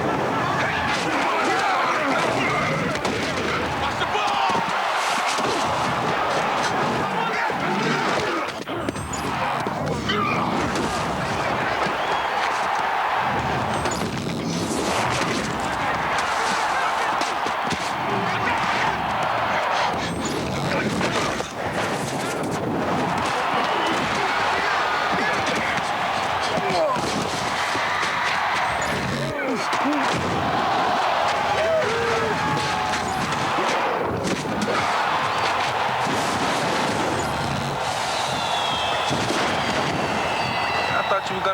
Man, I thought you were gonna run. When Jim takes his girls to a scary movie, it's gonna be his worst nightmare. There was a very loving family in it, although they got chopped up pretty fast. All new Jim. Comedy rules. ABC Tuesday. Next Monday night, we go to Lambeau Field in Green Bay. Great matchup. Big game for both teams. Obviously, Philadelphia against Green Bay on Monday Night Football. The Baltimore Ravens go to St. Louis to meet the Rams Sunday night on ESPN. Ravens on top of the AFC North. Rams reeling after that loss to the 49ers yesterday as the kick is taken by Chris Cole at the goal line, and Cole brings it back up to the 28-yard line. Fennell and company coming back out halfway through the second quarter here in Denver. New England 10, Denver 10.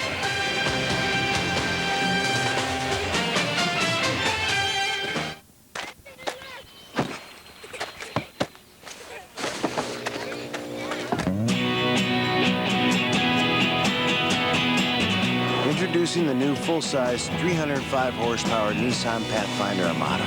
It's got room for 8 people and all their stuff. It's a full-size SUV for your full-size adventures. Let's get some runs now. Get him, slugger. Hey, I know that guy. That's Miles. He can't bat for you. He works for Office Depot. Whoa, whoa, whoa. He absolutely works for us. Office Depot set up our entire office. Computers, desks, chairs, right down to the chair mats. Technically, yeah, he works for Office Depot, but they're a huge part of our company. And he's got a bat for us, too. Why? Where do you think we got our computers? Office Depot. Everything your business needs to win at everyday low prices. Now get $50 off any furniture purchase of $299 or more and get no interest financing for a year.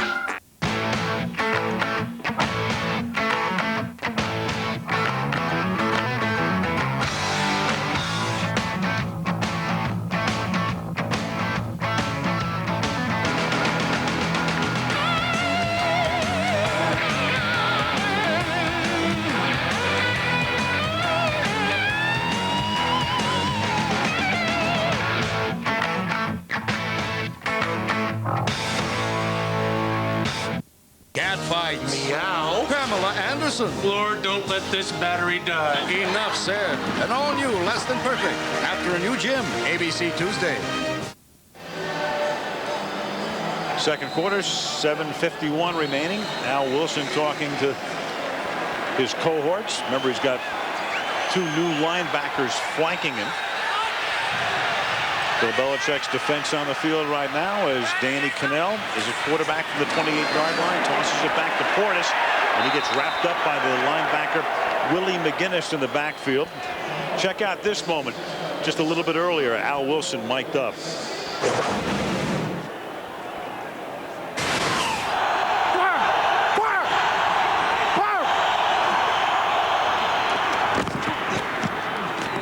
What about it? You can get out with it. No, I did my job, dog. I did my job. No, I'm saying you saying about that. No, I was trying to pick up my damn mouthpiece, man, and they snapped the ball on me. I'll tell you, things happen out there in the field that you never think about. His mouthpiece, the other guy, he's picking up and the ball snapped, and here they come right at him. 2nd and 13. If it was a fight, the referee would have momentarily halted it. Intended for Ashley Lilly. That pass is incomplete. 3rd down. I think that could be the first pass intended for Ashley Lilly, isn't it? First time they've looked his way, and he has not caught one tonight. And it's 3rd and 13. Yeah, but it's good to see old Barrel Man back. Well, he had some heart problems, some health issues, and the last couple times we were here in the preseason, he didn't make it. And then in the regular season, in the Raider game, Barrel Man wasn't here. And it's always great to see the old Barrel Man back in the stadium. Not in the barrel, though. He's so popular, he's signing autographs. So they have Barrel Man cards. Well, he is. I mean, you think of all the things when you come here to Mile High that you're going to see, and you're going to see the Broncos, and you're going to see the horse, and you're going to see all these things, and you're going to see Barrel Man. The Broncos, it's for so many years, Mile High Stadium, of course, was the site.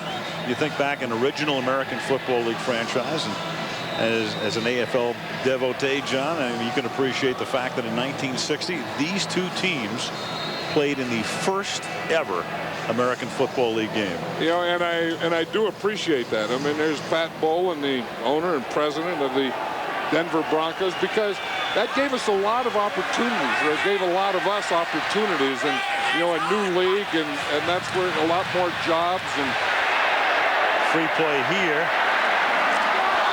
as there was encroachment, and Chris Cole, the intended receiver, incomplete, but the penalty is going to be on the defense. One thing about Danny Cannell, he is very, very bright. Offside, number 98 in the neutral zone at the snap. 5-yard penalty. Still 3rd down.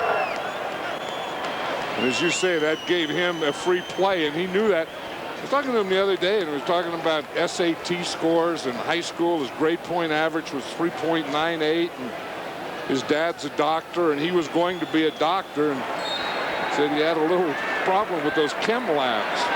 And it's tough to be a doctor, be a football player, because you usually have your lab classes in the afternoon, and that's when you have your practices. Look at Dr. Bill McCall from the Bears years ago. 3rd and 8, and that's incomplete, but a flag is thrown off the hands of Rodney Harrison.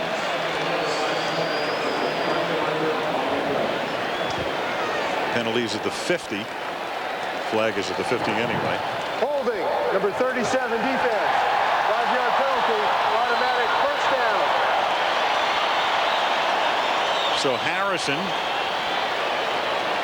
gets the call, and that's 8 penalties against the Patriots. And as you can see, the Broncos have none.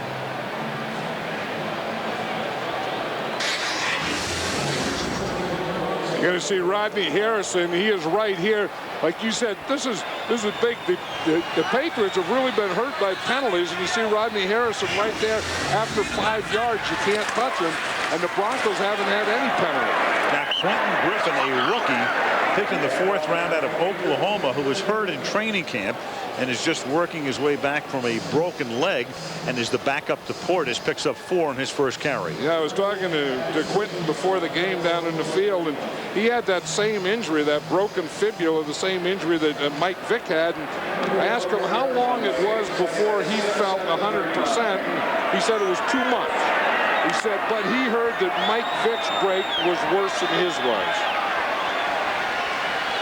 Vick, of course, still not back, maybe by the end of the month. Meanwhile, Portis went out after his last play, shaking his left arm and wrist. That's why Griffin is in there right now, and Griffin is taken down by Teddy Bruschi. Go back to Portis's last run, and you can see what we were talking about here, because he is not in on this series. See, he goes to straight arm there, and that's where his left wrist, I think, gets caught up. Watch the left hand. He goes to straight arm. I think his left wrist gets caught up right in there, and he gets it squeezed as he goes down. And there he is. Helmet off, standing on the sideline, 3rd and 10. As Cannell throws, and a beauty right into the arms of Chris Cole for a first down. So 3rd and 10, he goes to Cole, and the ball is at the 47-yard line of New England, an 18-yard gain. And Portis back in. Right, he was working on Tyrone Poole here. And you're going to see him just come in.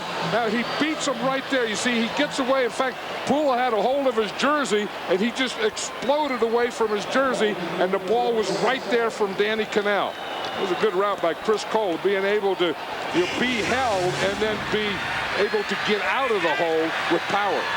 Cole's first catch of the night. And Portis,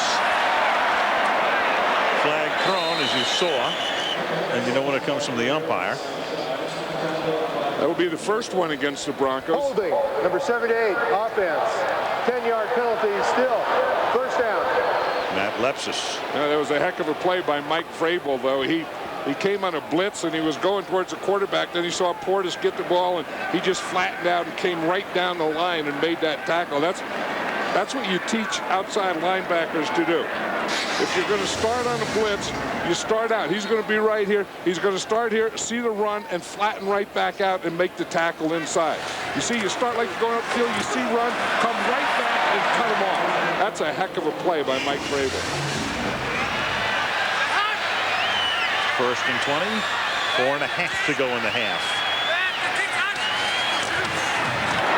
Cannell, quick slant, Rod Smith back into New England territory at the 46-yard line. Mentioning Cannell before, Danny, a baseball player with the independent Newark Bears. He had been drafted when he was at Florida State by the Brewers, and then he played with the New York Dragons in the Arena League. And here he was, just wishing and hoping for an opportunity to get back into the National Football League. Wrote letters to a lot of head coaches and offensive coordinators and quarterback coaches. Denver gave him a look-see, released him, then brought him back. Cannell throws, caught by Portis underneath, tackled immediately by Mike Vrabel at the 43-yard line. And Cannell very appreciative of being back in football, so stated. I developed a lot of character during those 2 years.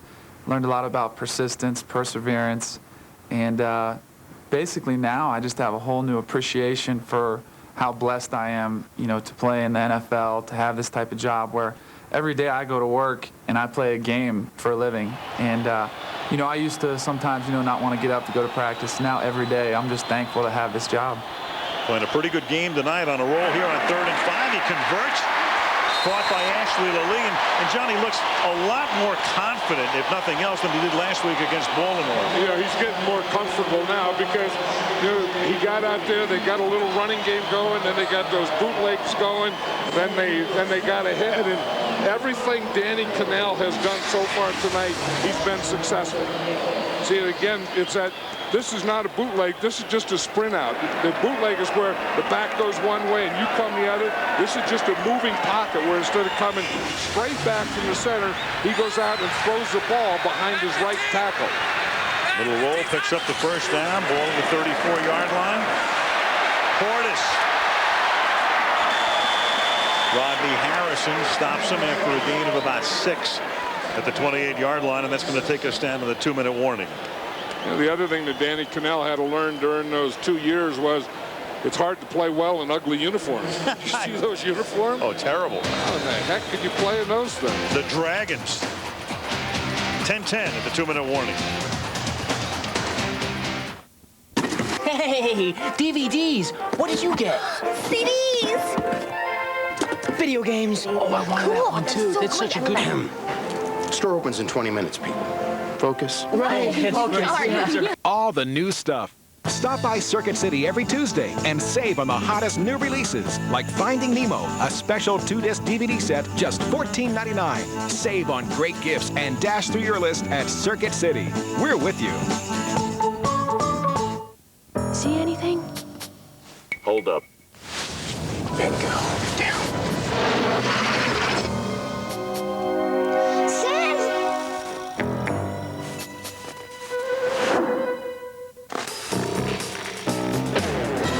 That's one way around holiday blackout dates. The Capital One Miles 1 card is a better way. Fly any major airline anytime with no blackout dates.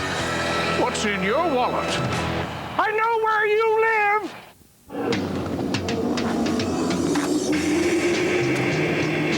Mount Everest Base Camp. 17,000 feet. Whose idea was this? Fortunately, with a laptop powered by Centrino, Intel's mobile technology, you can see a friendly face wirelessly from thousands of places, even if you can't feel your fingers. Intel Centrino mobile technology. A serial killer, a deadly copycat, lead these cops to desperate measures. I'll bury you. That's right. An all-new Blue, ABC Tuesday, 10/9 Central. Lexus halftime show coming up Monday night at the Mike. Well, Joey Harrington won his round. Kyle Turley then advanced. And now tonight, Brian Scott with Michelle Branch. And he'll be matched up against Eddie George of the Titans with Monica. I always wondered what happened to Lewinsky. And an Eagles-Packers preview coming your way tonight, Monday night at the Mike. Green Bay, Philly look ahead to next week. And with Elam with the groin pull and Micah Noor, the punter and kickoff man, it appears to be Noor who will come in if they need a field goal attempt here as Shannon Sharp makes the catch, and he's out of bounds at the 17-yard line. First down. You know, and you said it just before the 2-minute warning there. Danny Kanell is really looking comfortable and confident, and they started off, I think, where they were going to run the ball and give him a lot of those bootlegs. Now he's just getting him back in the pocket and throwing it like a pro quarterback. And that's a heck of a throw there to Shannon Sharp.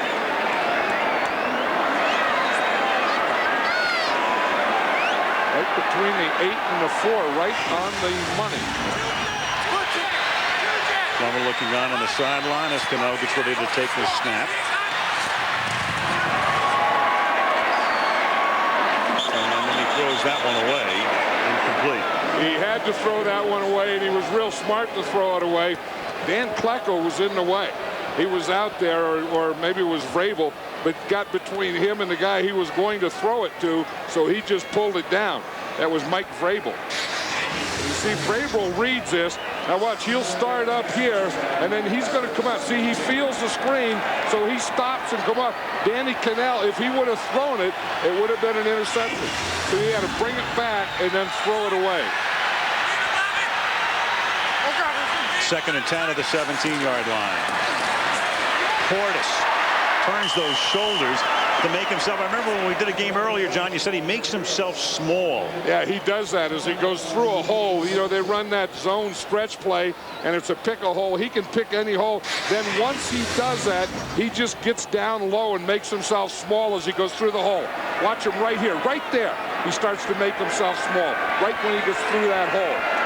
He gives the defense nothing at the point of attack. He gives the defense right there, nothing to hit. 3rd down and 5. And New England will take a timeout. They didn't like their defensive personnel against the Bronco formation. Monday Night Football is being brought to you by Southwest Airlines. Friendly nonstop service all across the country. Southwest Airlines, a symbol of freedom. Nissan inviting you to shift the way you move through the world. Circuit City, we're with you. And Coors Light, the official beer sponsor of the National Football League. Cold down easy. Denver on a 35-degree night. I think that the Patriots, really, I was surprised last night when they came in and Bill Belichick told us that Richard Seymour didn't make the trip, wasn't going to play, hurt his leg last week against Cleveland, thought he was going to be okay, and he said he just never turned the corner. So instead of bringing him out here and maybe playing him, he left him home, and I think that's made him play that 3-man line a lot more than he wanted to, and I think that's given some of that running a little more chance without Richard Seymour there tonight. Broncos have won the clock battle, run more than twice as many plays, have had the ball twice as much. 3rd down and 5. And that is caught for a first down. Ashley Lilly will pick up the first down with forward progress to the 5-yard line, taken down by Ty Law. We were talking about the bootleg where you would fake to the back one way and the quarterback would bootleg the other way. Now what Mike Shanahan has Danny Cannell doing is just sprinting out. He starts here, instead of he just comes right out here and throws the ball from a different launch point. So it's not a fake, it's not a bootleg. See, it's just a sprint out. He just comes out here, throws the ball on the run, and gets a first down to Ashley Lilly. 1st and goal, ball at the 5-yard line. Half a minute to go and 1 timeout for Denver. Fade, and Ty Law had Rod Smith all wrapped up, and that's going to take the ball to the 1-yard line. Ty Law looked like he bumped him, but he really didn't have to, because as you said, he did have him all wrapped up. I mean, he was right there in the coverage.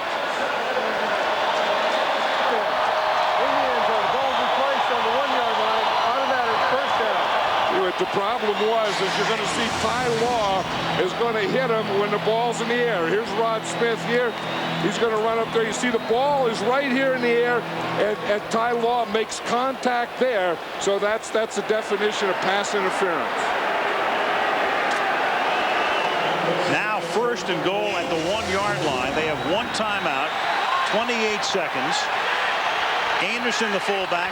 Portis is the tailback. They fake it to Portis, and Cannell throws to Anderson for the touchdown. What a beautiful drive. 14 plays, 72 yards to take the lead. And that's what Bill Belichick was saying when he said, we're playing Mike Shanahan. He didn't want his players to say, okay, Jake Plummer's out, Steve Berline's out, Danny Cannell's playing. He said, we're playing the Bronco offense. That's Mike Shanahan. They always cause us problems. And now Micah Noor, because of the injury to Elam, will attempt the point after. Danny Cannell will hold, and that's the first placement of Micah Noor's career. 4th year in the league. He's been with Dallas and now here because of Elam. And there is Jason and the groin pull. It is Micah Noor who will have to do the placements, the field goal kicking tonight. And it's 17-10 Denver. And a heck of a job by Danny Cannell holding, because he hadn't been doing that. But here it is. You're going to see Mike Anderson as the first back. He's a fullback. He fakes the block. Portis makes the block, and there's no one around Mike Anderson. See, again, a good block by Clinton Portis. He got his guy down. Mike Anderson was the first back, like he was going to block. He goes right by the defender. Clinton Portis comes in behind him and makes the block. The the Broncos, a very important game when you think about it. They're playing without their #1 quarterback, without their #2 quarterback, without their, let's say, 1A receiver, with Ed McCaffrey alongside Rod Smith. He can't play. Their left tackle, Lee from Salam. 2 great linebackers in Mobley and Gold. Now without their place kicker, and they're on top 17-10. More on Elam. Let's go to Lisa. Well, coincidentally, I talked to Jason Elam before the game about the conditions here at Invesco Field. Now, he wasn't concerned with the temperature as much as he was with the condition of the grass. He says it's been rainy here in Denver for the last couple of days, so the ryegrass that they use could get pretty torn up by the second quarter. He started out with wearing a standard baseball plastic cleat. He wanted to, at halftime, change into a 3/4 or 5/8 inch metal cleat. Obviously, he didn't last long enough, and Micah Norris getting double duty. The only good news for Elam is he has the bye week next week, so 2 weeks to get healthy again, as this kick is run back by Bethel Johnson, and the rookie sprinter is finally taken down at the 31-yard line with 13 seconds. Willie Middlebrooks finally takes him down. Johnson, as fast as they come, rookie out of Texas A&M, caught a long pass from Brady last week in the game against Cleveland, and this one's 65 yards on the run back. And you talk about speed, he was the fastest guy coming out of the draft. And when you get that kind of speed in the open field, if he gets right by there, that was going to be a touchdown. So now at the 36-yard line, they have 2 timeouts, but they want to run a play because at this point, Vinatieri would have to kick a 53-yard field goal. They want to get it closer, obviously. And on first down, it is Brady looking over the middle, throwing, caught at the 32, and now Falk takes it down to the 28. They have to use a timeout, and they have to bring Vinatieri in here with 6 seconds. Yeah, and that was just enough to put Vinatieri in a heck of a lot better field goal position than they were before that check down. Now they're looking at what will be probably a 46-yard attempt. See, before that pass, that would have been closer to a 55-yarder. So Vinatieri to try to draw them to within 4. Just the slightest of breezes tonight. It was all set up by Bethel Johnson. I mean, that speed is something. You know, that he came out of Texas A&M as the fastest player in the draft. And when you get a guy like that and he gets the ball on the kickoff return, if you can just get him 1 or 2 blocks, he can make big plays like he just did to put the Patriots in this position. 46 yards. Ken Walter will do the holding. And Vinatieri's kick is good from 46. So the run back, then the one play to get him within range. And they tack on 3, and there's still 1 second left on the clock, so there'll have to be a kickoff.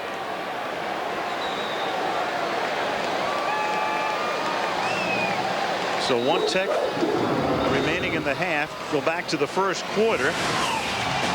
When Tom Brady fumbled, Denver recovered. They cashed in with Clinton Portis taking it in from 15 yards. But then Brady had that pass intercepted by Kenoy Kennedy.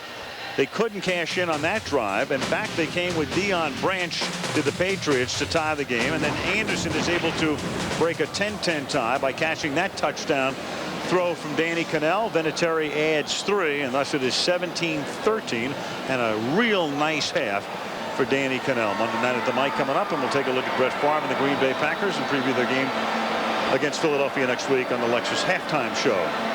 You know, with losing Elam and then having Micah Knorr be the kicker, the other change that you have to think of is the holder. Danny Cannell, I'm sure, never held for Michael Knorr until that last kick. Right. Vinatieri's kickoff. Fielded at the 15-yard line. And then Anderson gets taken down by Banta Kane, and that will end a very entertaining first half, with the Denver Broncos lead off for Denver. New England gets the ball to start the second half. Bethel Johnson with that big run back at the end of the first half, setting up the field goal. And it's the rookie from Texas A&M, Johnson, slipping down to the 23, penalty on the play, and he's tackled at the 26-yard line. And this will come farther back now. That was an interesting return. Holding, number 44. During the return, 10-yard penalty, first down. It was the same return that they used just before the halftime. What Bethel Johnson did is he started up to the right to draw the kickoff coverage to that side and then cut it back to the left. Just before the half, the Broncos weren't ready for it. This time they are. Watch him. He'll start up to the right side. See, to bring the coverage down to this side, then with his speed, he wants to run it outside to the left. But they had great containment. The Broncos didn't go for it that time. Went to the bench, checking out his foot. He's the fourth wideout. And they begin now with Antoine Smith, their power back, taking it up to the 15-yard line. And let's check in with Lisa. Well, Al, I talked to Bill Belichick at halftime, and he was absolutely disgusted with his team's first half performance. He said that they were terrible, just terrible. 9 turnovers, a lack of time of possession, too many penalties. He said that they were a, quote, mess. Meanwhile, Mike Shanahan said that Jason Elam may have come into this game with a, quote, tweaked hamstring. We'll have to check into that. We'll get an update for you on Jason Elam in just a few minutes. Well, a coach as Belichick watches Deion Branch get a break on a deflected pass that he takes up to the 45-yard line. 9 penalties were called in the first half against Belichick's team. That's a 30-yard gain here on a deflection. That was a good pickup. That started off with very good pass protection because the Broncos come on a safety blitz. Kenoy Kennedy is coming up the inside, so that's going to force a form of man-to-man to the outside because of the safety blitz inside. Watch, it goes right off Troy Brown, right into Deion Branch. Troy Brown, who was questionable coming into the game tonight with a leg injury. Bill Belichick deciding at the warm-up period to put him in. Christian Fourier, the tight end, makes the catch, and that's a first down, tackled by Jay-Sean Sykes. And we check out the numbers of the first 30 minutes of this fray. For the Broncos, 196 yards. Danny Cannell, very efficient and very effective. The Patriots with 141 passing yards. Much of that total coming on 2 long passes by Brady. You know, and the thing that upset Bill Belichick was right there, the 2 turnovers, and then, of course, the penalties. I mean, you know, as a coach, penalties always kind of reflect your discipline. You know, and if you have a lot of penalties, it always goes right to you that you don't have a disciplined team. And that's one of the things that really eats on a coach. And I know Bill Belichick very well, and I know that that's the thing that, you know, that penalties usually mean sloppy play and a lot of stupid mistakes.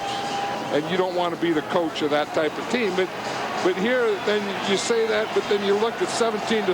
I mean, if you just correct a few of those things, you're really in this game. I mean, you're in it anyway. First and 10 at the 45-yard line. Yeah, when you have 9 penalties, 2 turnovers, it's appropriate to say we're a mess. First and 10 at the 45. Antoine Smith. I think when you only have those many things, you're probably ahead when you're down 17-13 with all that.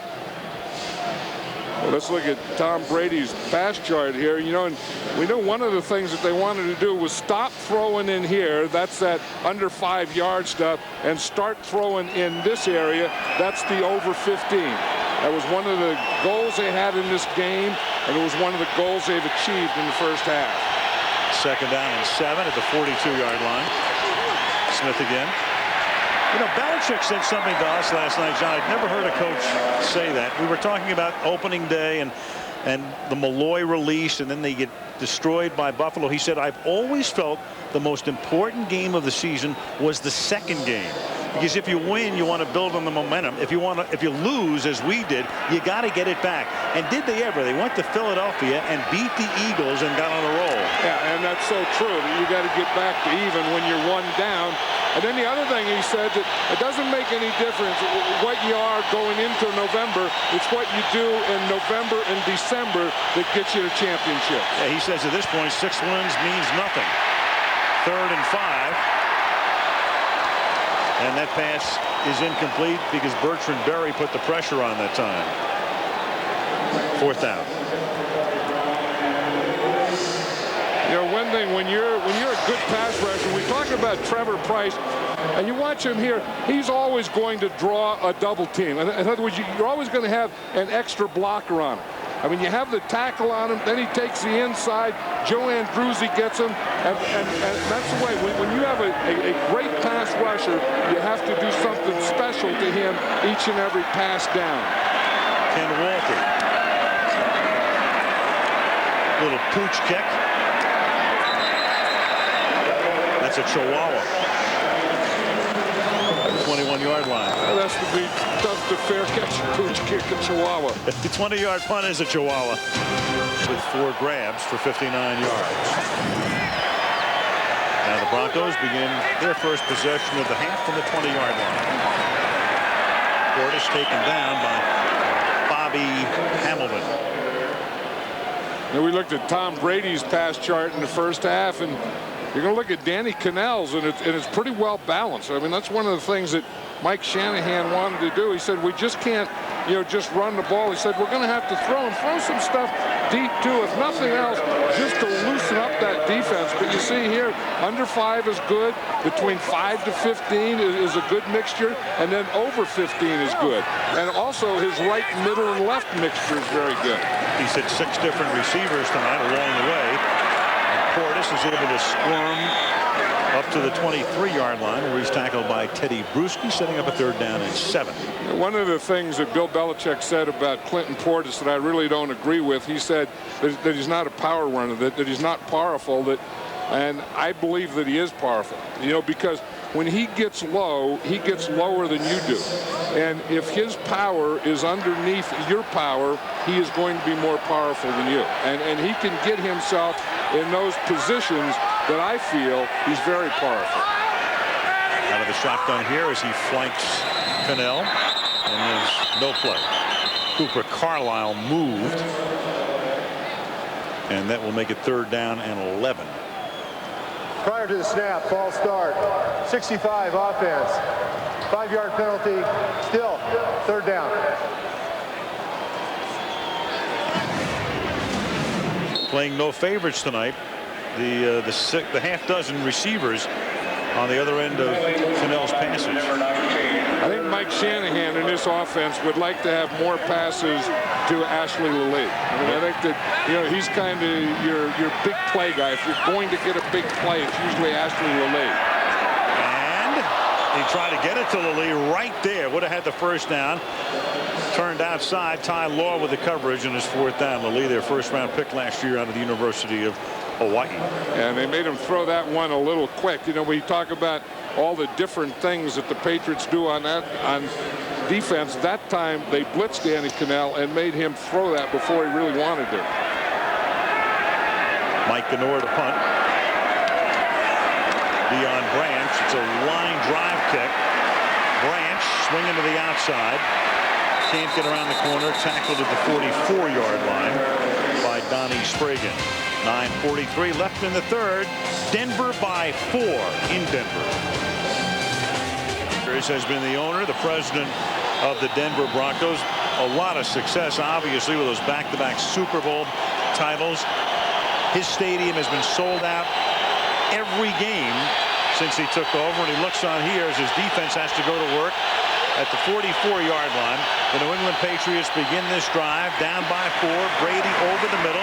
The pass is caught by Antoine Smith, who shakes his way for a 1st down. Breaking tackles, one by Terry Pierce.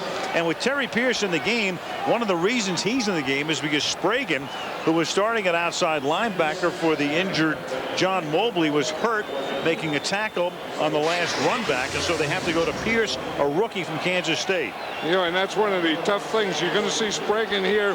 He's in on the tackle, and then right there, someone falls on his left ankle. That's a tough thing. When your special teams guys become starters, they still have to play special team. 1st and 10, and Brady with a month. And it's incomplete. Bethel Johnson was racing across the end zone, and then Monsanto Pope came in at the end and hit Brady after Brady had a good 7 seconds to survey the field. When Monsanto Pope got there, it was just finally, because he had so much time. And again, it starts off with a play-action pass. Look at the time that he had. I mean, he just stands back there and looks and looks and looks. And finally, Monsanto Pope gets there. You want to see someone that's wide open there? Right there. When he was going to throw it to him, he had him there. 2nd and 10 from the 42-yard line. And out of the outside, it's caught by Branch, and Branch gets shoved out of bounds right at the marker by Delta O'Neal. He appears to have the first down. You know, one of the things that Tom Brady was talking about, I said that guy that was open there was Bethel Johnson. One of the things that Tom Brady was talking about, Bethel Johnson, he says, is you can't overthrow him. He said, every ball that I throw to him, he said, I haven't learned how fast he is. Every ball I throw to him is he has to wait for it. Looks like he may have pulled a groin there. I thought he was shaken up on the kickoff return. Showed no ill effects on that pattern, but now he's out for the moment. 1st down and 10 at the 31-yard line. And it's Antoine Smith. So Johnson's been out of the lineup. The interesting thing, too, with New England is we were talking about the fact that Troy Brown was a question mark coming into the game, and you can see that Johnson is still shaken. Brown hasn't caught a pass tonight. He's their leading receiver. Yeah, they weren't even sure about 2 or 3 hours before the game whether he was even going to play tonight. I saw him out there running, and he looked pretty good. But they listed him the other day as doubtful for this game. 2nd and 6. He's one-on-one with Lenny Walls. And they swing it to Fred McCrary. The fullback comes out of the backfield, and Sykes takes him down, but not until he gets to the 18-yard line and a 1st down for New England. Patriots to this point. Brady, those 2 long passes, accounting for much of the 215 yards. Not much in the running department tonight. Falk with 3 carries, and Branch with 107 yards in receptions, including a touchdown. I think they've loosened up this Bronco defense with that deep passing, and now they can go to some of the other things. To the ground. Big hole for Antoine Smith. And the one-time Buffalo Bill, a 1st-round draft choice of Buffalo out of the University of Houston, makes it 1st down and goal. You know, and if you're going to run the ball straight ahead and you're going to run it with power, Antoine Smith is a guy that you want in there. And that's what they started, those play-action passes. They started that deep stuff. Now they kind of got control of the line of scrimmage right there. They get up to the 2nd level right there. And again, it's the offensive lineman getting on the 2nd level right there that will spring a block, that will make the block to spring the runner for 1st down. That's their first down on the ground tonight. And Kevin Falk gets stopped after a gain of 1. They have 9 first downs, 8 through the air, and that sole 1 on the ground with 6.5 to go in the 3rd. And that time he tried to cut back into Al Wilson's gap. You know, we talk about gap defenses and 1 gap, and everyone has to take their gap. Al Wilson took his gap, and he ran right into Kevin Falk. Watch this. Here's Al Wilson. Now he's going to take that gap right there. So when Falk goes to cut back, he cuts back right into Al Wilson. Fake toss to Falk, then the pass, and a great catch by Graham. Reaching, making the catch for the touchdown, and the Colorado Buffalo has given New England the lead in Denver. 6-yard touchdown. Kennedy got beaten. And watch this. We talked about the bootleg that the Broncos did. This is the same thing. He's going to fake a pitch to the left. See, fake it out there. Then he's going to bootleg to the right. And here's Graham right here, and he just stretches him out. But that's a heck of a throw by Brady, too. I mean, he has to put it there where the defender can't get it, and his guy can on the run. Graham, coming off a 7-catch outing last week, has his first touchdown of the season. Vinatieri converts, and with 5:57 remaining in the 3rd, New England goes 56 yards to reassume the lead, 20-17. 7-yard line, and brings it back to the 28 with 5:51 remaining in the 3rd quarter here in Denver. New England up by 3. Mahalo. It's been foggy in Denver last couple of days, but dry today after a weekend of moisture. 35 degrees at game time. And the Broncos now begin this drive at their own 27-yard line with New England up 20-17. Ports 2 yards. 2nd and 8. Yeah, we were talking about how Bill Belichick and the Patriot defense really like to mix up things. And I think without Richard Seymour tonight, they haven't been able to do it, because if you look 32 plays, they've been in a 3-man line, 3, 4 linebackers, 4 defensive backs. And they've been in very few 4-man line. Now, in the second half, they're playing a little more 4-man line. But I think without Seymour, that has taken some of the things away from Romeo Cornell and Bill Belichick, things that they'd like to do. 2nd and 8, the fake to Portis, who stays in the block, and then Cannell throws, and is lucky that one wasn't intercepted by Roman Pfeiffer. Had it right in his hands, former Ram. Yeah, he was trying to hit Carswell on that crossing pattern, and Roman Pfeiffer just kept dropping back and dropping back and dropping back as Carswell was coming across. But you see, he goes play action pass. Here goes Carswell on the cross, and Roman Pfeiffer was just running there with him and waiting for that, and he got between Carswell and Danny Cannell. 3rd and 8 from the shotgun. Sharp is the man in motion. Cannell throws over the middle, and falling down was Portis. I don't know why he was falling down, unless he was trying to get away from the umpire, because there was no one else around Clinton Portis. I think it was the umpire, because there was no defender there. The closest guy to Clinton Portis is the umpire. And you see him come on a blitz. Here's the umpire right here. The Patriots are coming on a blitz, and he did. He tripped over the umpire. Sure. Tried to get away from him and couldn't. 4th and 8 is Mike Honore. Sends one into the night sky. Good boot, fielded by Deion Branch at the 20, and a great tackle, and the ball is loose. And the Denver Broncos have recovered. Willie Middlebrooks made a tremendous play.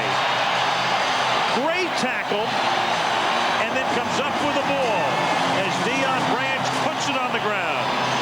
I'll tell you, and as you said, Middlebrooks makes the heck of a play, because he's the guy that makes the tackle, causes the fumble, and then recovers the fumble. Watch it right here. He comes in, makes that tackle. Now as he goes down, the ball comes out, and Middlebrooks is right there to get it. I don't know that this might not be challenged, though, Al, where they say the ground can't cause a fumble, although that was part of the tackle. So I don't know that that rule would apply. I think it starts to come out, but it's certainly something that Belichick will likely throw the flag on. He just did. Bill Belichick just threw the flag.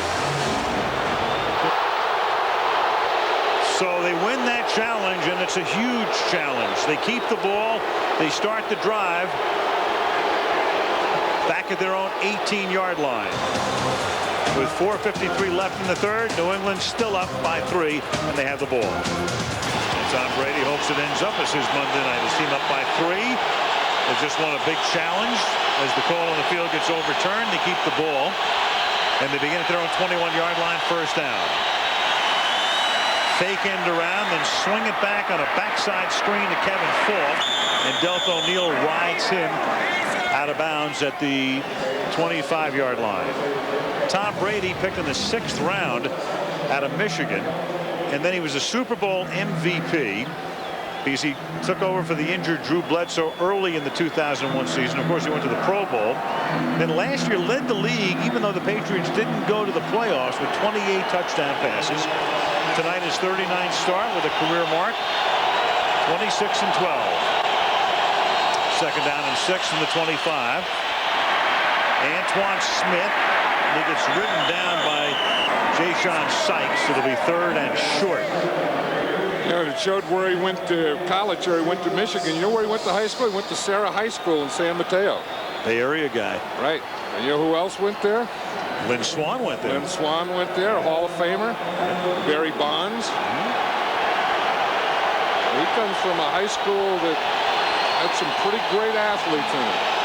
And I should mention also John Robinson. Yes. I mean, not that he's a great athlete like Barry Bonds or Lynn Swann, but just in the context of Sarah High School athletes. Still going strong as the head coach at Nevada, Las Vegas. 3rd down and 1. And Brady's going to air it out, and the pass is incomplete. Looking around for a flag, and they don't get one. Bethel Johnson covered by Kelly Herndon. You know that John Robinson watches every Monday night game when the Broncos play, especially to see his guy Sam Brandon. Sam Brandon played at UNLV for John Robinson. 3rd down and 1, and they go for it. I mean, go for it deep. And that forces Walter to boot it in the direction of Delta O'Neal. I think that was one of their big goals coming into this game, to keep the defense stretched. Flag. O'Neal to the 24. Up to the 37. Flag way back upfield at the 25-yard line. The Broncos are pointing that it was against the Patriots. The Patriots are walking back towards the flag. Against New England.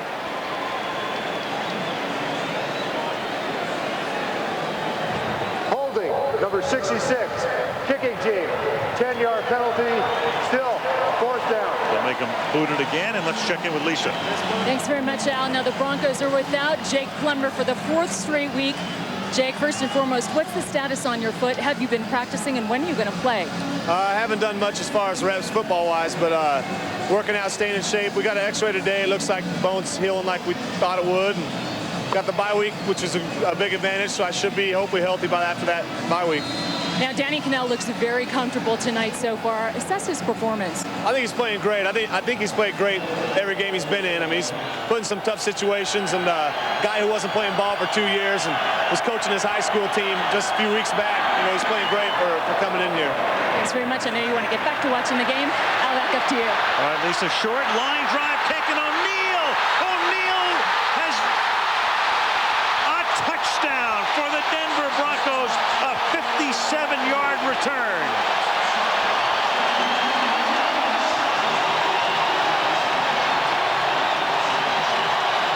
Delta O'Neal, who has been to the Pro Bowl as a cornerback, has lost his starting position in the secondary.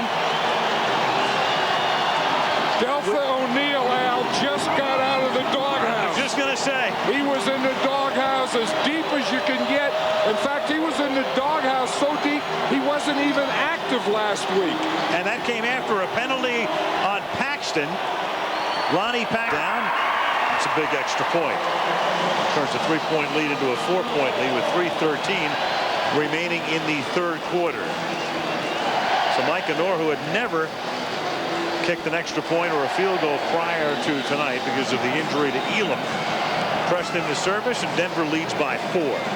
Inside Hollywood, they said nobody knows anything. It reminds me of the NFL. When somebody tells you they know what's going to happen, they know nothing. No, and you know we try and do that, and I think sometimes it's just premature. And we used to be able, before free agency and movement, you could kind of take a group of teams and say it's probably going to be one of these teams. No, at this point we were 4-4. Right. The Buccaneers are 4-4 now. In fact, I think the last 4 AFC champions were 4-4. Short kick by Noor this time, and Patrick pass brings it back to the 30-yard line. And well, this mini battle winds down. The instrument will always win if the other guy is just singing. You're exactly right. But now what happens when they go against each other when they both play instruments?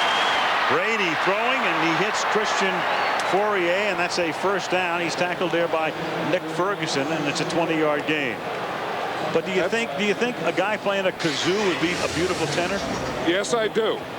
And this is a seam route here by Fourier. I mean, this is the thing that you try and do in zone, where you get behind the linebacker and in front of the defensive back.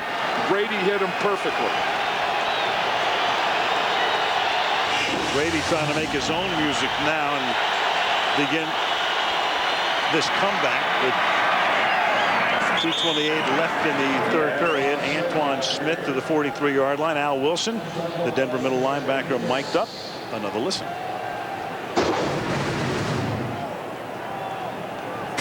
That's why I missed that tackle on that other thing, man, trying to pick up my mouthpiece.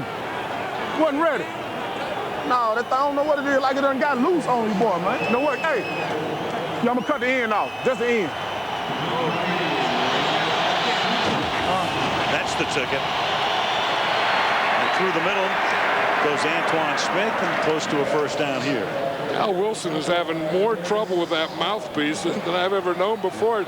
It's probably all in his wisdom teeth, because that's the part that wasn't holding the thing in. It's a back, so he had the back where the wisdom teeth would be. He had that part cut out. So now he's all set to go with the mouthpiece. He's not going to be bending over anymore, picking it up, and they're going to be snapping the ball on it. You would think in your 5th year in the league, you'd have had that taken care of by now. Lowest rate by any NFL defense. Denver excelling here. And New England in this game has not converted on third down. They're 0 for 6. Smith. And he gets the first down. So that's the first third down conversion of the game for New England. And with so many chances to convert and not converting, that has a lot to do with why Denver has had the ball considerably more tonight than has New England. And those are the other things that will drive a coach nuts. Hi, little guy. How you doing? It was great to see kids at games. I mean, he has no idea. I mean, he'll be back. Kevin Falk to the 33-yard line. Jason Sykes makes the tackle. You know, you talk about, converting third downs. That's a big thing. And the other thing that the Patriots talk about that they really have trouble is in the red zone. They're getting down there in the red zone. Bad things happen to them. They can't get it down there and get it in. So New England dominating in the quarter, but the difference is that Deltha O'Neal punt return. That is the difference in the game as we head to the fourth. Denver leading into 3, 24-20. And Monday Night Football from Denver continues after this message from our ABC station. In the fourth quarter, 3rd down and 6 from indoors. That's one of the things you buy as an owner. You buy the right to sit indoors to watch a game. 3rd down and 6. And that's caught over the middle. Breaking free was David Givens. Found the open spot right over the middle. He's slow in getting up. Takes it to the 11. 21-yard gain. First down. And that was a heck of a throw by Tom Brady. But again, it all starts with the protection. And watch the separation that he gets. Here's a protection. Now Tom Brady can get back. And now he has about 3 yards there that he can look, see, step up, throw, and get everything on that ball. That's a zone defense, and you want to get up again on that level. There's a hole in the middle there that is behind the linebackers in front of the secondary. Givens got in there. The protection allowed Tom Brady the time to see it and throw it. Givens taken down by Brandon. Brandon is still down as well. Givens gets up. In the third quarter, 9 first downs for New England, none for the Broncos. But again, the punt return by Deltha O'Neal was more than the equalizer. Check in with Lisa. Got a couple more injury updates for you, Al. You saw Patriots wide receiver Bethel Johnson leave the field earlier very slowly. Word is he got the wind knocked out of him. His return is probable. Meanwhile, the Broncos' Donnie Spragan twisted his left foot and ankle. His return is also listed as probable, Al. So with Bethel Johnson, and there he is on the bench, and now Givens going out, and Troy Brown Gimpy coming into the game. Brady. This is the area the Patriots haven't been good in. And Brady's playing with a few cards missing from the deck. Here's where he likes his tight end zone. Christian Fourier is normally the man when he goes to the air here. And he starts with Antoine Smith taking it to the 8. They can get a first down without getting a touchdown. It was one of the things we were talking to Bill Belichick about last night, and it's so true. You know, you talk about red zone offenses inside the 20, who's good, who's bad, and he said, and I totally agree with him, that every team that is good in the red zone offensively can run the ball. If you can't run the ball, you're always going to have trouble in this area. Field is shortened. 2nd down and 6. Kevin Falk is the setback. Fake toss, and they give it to Brown coming around, and Denver smells the play perfectly. Mario Fatafei, number 68, said no way. 5-yard loss. 3rd down. You're right. Fatafei did say no way. No way, Fatafei. And again, when you start action this way, you have to keep containment back this way. And this is what Fatafei does. He doesn't go when the ball starts to that side. He knows that he has control back to this side, and he stays backside, and he and a whole bunch of friends make a play. Givens comes back into the game. He was shaken on the last pass reception. 3rd and 11 for a first and 12 for a touchdown. Pressure on, gets it off the Falk, flag down. He takes it to the 6-yard line. I think it was Price who really came squeezing through. And the penalty is going to be against New England. Price had broken through. And this is a penalty here, which in all likelihood will be declined. 10-yard penalty. Still 3rd down. Well, it's pretty interesting. It's an interesting decision not to decline it. Yeah, watch Trevor Price. He's going to come right here over Joe Andruzzi. And you see, he just makes that rip move, gets the inside, gets the outside, and then he's right 4th down. And you know the Patriots would kick a field goal. Here you're giving them another shot at the touchdown, plus they're going to have an opportunity to kick the field goal. They're well within Vinatieri's range, and it's a 4-point game, and they get it off to Antoine Smith, and they take it to the 10.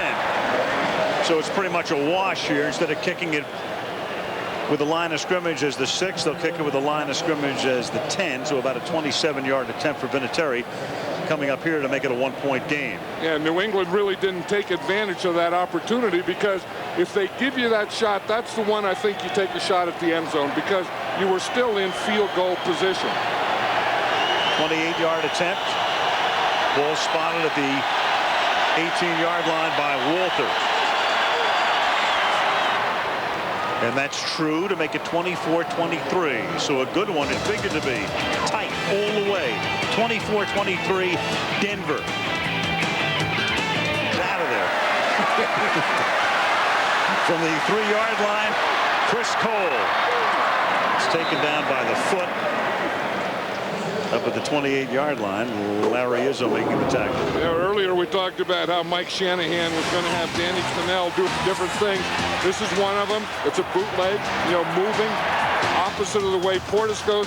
Here's a sprint. He sprints out and throws there. So, and here's the play-action pass. So those are the 3 types of things he wanted to do. Get him to bootleg, get him to sprint out, move the pocket, and play-action pass. Danny tonight, effective, efficient, has his team up by 1 from the 28-yard line. Good fake, buys a ton of time, and the pass is caught by Ashley Lilly. Gain of 6. Roman Pfeiffer makes the stop. And somewhere in this quarter they're going to get back to the running game. I mean, they've only run the ball 6 times this second half, but the play action is still so effective. I mean, anytime you take Clinton Portis and you put him in that direction, the defense has to react and go that way.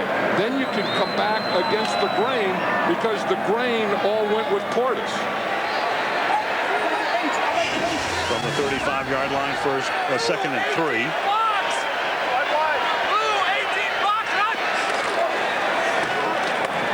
Portis breaks the tackle, picks up the 1st down, gets to midfield. Eugene Wilson finally stops him after a 14-yard romp. And that's where I don't agree that Clinton Portis doesn't have power. I mean, he's not the biggest guy, but he has quickness, and I think he has strength and power. Watch him pop here. I mean, he can pop, and right there, he just pops that left shoulder, and then he sprints to the outside and up the field. I watch him. He's going to come in there. Then he gets the pop right there. You see how he got small? He got low. He got underneath. Then that made him more powerful than the tackler. At 5'11", 205 from the 49-yard line on first down. Portis again. And Portis showing more power again, getting small, then a burst and a first down. That's 11 yards for Clinton Portis, who has now carried the ball 21 times for 87 yards in front of his mom and friends. And this is the thing that he always does so well in front of his mom. But again, he has the I formation, so he gets a lead there. He follows a lead, gets a good block by the lead, runs off that. But the thing is, we talk about the combination, and when he shows it here, he shows the moves. He has 3 or 4 moves in there, and then he has the quickness to turn it on. Then he has the power right at the end to end it off. He comes out for arrest, and Quentin Griffin gets whacked after a gain of 3. Rodney Harrison, who else has been doing that for 10 years? Quentin Griffin is only 5'7", but he was too high on that one.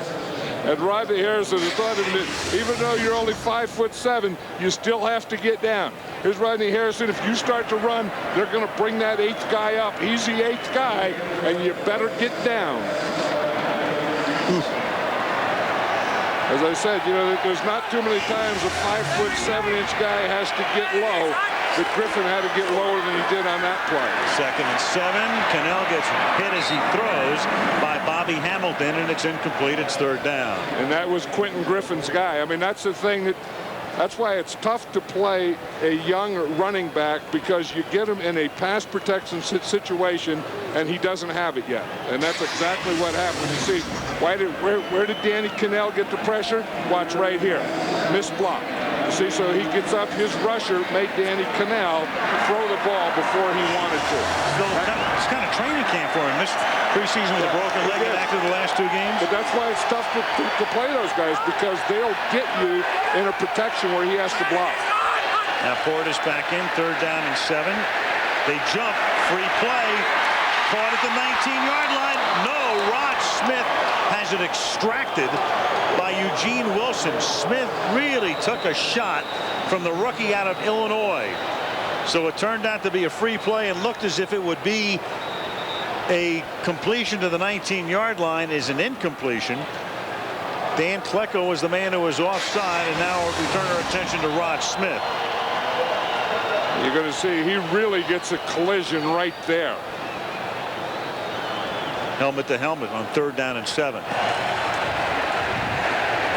You say it's a free play. It's a free play that Rod Smith wished that he didn't have. That's Eugene Wilson, the rookie free safety for the Patriots. You know, and the thing is because he has so much speed, he can get in position. He can cover the whole field. Injury timeout. You're not like the rest of us. You're not an elf. This Friday, Buddy is coming home for the holidays. How long do you think you'll be with us? I was thinking like forever.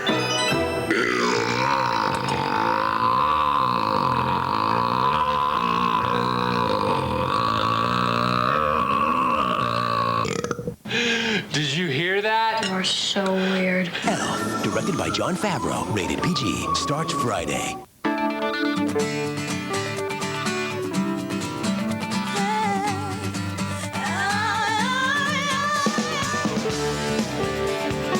You live a lot of your life between 0 and 55. No one understands that like your State Farm agent. That's why more people insure their cars with us than anyone else. Because we think car insurance should be as much about you as it is about your car. Don't miss sharing a single moment this holiday season. Jenny got stuck at the mall again. Give your family the gift of unlimited family calling anytime minutes from Verizon Wireless, the company that gives you the nation's most reliable wireless network with fewer dropped calls. Also gives you unlimited night and weekend minutes on up to 4 separate lines on the America's Choice National Family Share Plan. Plus, hurry and buy one Nokia phone for $49.99 and get a second free. Verizon Wireless, we never stop working for you. Can you hear me now? Good. When Jim takes his girls to a scary movie, it's going to be his worst nightmare. There was a very loving family in it. Although they got chopped up pretty fast. All new Jim. Comedy rules. ABC Tuesday. Next week to Green Bay we go. Eagles-Packers. Big one. Pack coming off their win last night over Minnesota. Eagles are hot again. They beat Atlanta yesterday. McNabb had a good day, and it's good to report that Rod Smith walked off the field. He's back on the bench right now. After the penalty on Klecko, it's going to be 3rd down and 4. There is Smith. And the Broncos have called a timeout here as well. So they're minus Smith. They're minus McCaffrey. Of course, Ed is now inactive with his quadricep pull. And there he is for the 3rd game in a row. And they hope to have him back after the bye in 2 weeks. So now Danny Cannell on a very key 3rd down. We've been talking about the short deck he's been playing with all night long. It becomes even shorter. That's probably why Mike Shanahan took a timeout so that he could get his personnel group straight for this 3rd down play. Adrian Medice comes in with Ashley Lallee and Chris Cole as the receivers in that sharp in motion on 3rd and 3. And Cannell slings it toward the Denver bench. So nowhere to go, and it's 4th down, and that's going to, if they elect to go for a field goal, well, now you don't have Jason Elam, so you have to think about Mike Honor, who's never attempted a field goal. He's converted on a couple of extra points tonight, and now you're in a position where you're forced to punt instead of going for the field goal. So the Elam injury comes into play right here. And that was the thing, and then that 3rd down play, right after Rod Smith gets hurt, now you have to adjust your personnel, and you have your 3rd string quarterback in there, and there was just no time. That was great coverage by the Patriots, too. No one got open. Mike Honor floats one, but it carries into the end zone. In effect, a 13-yard net punt. Still 24-23 Broncos. See anything? Hold up. Bingo. Down. Sam!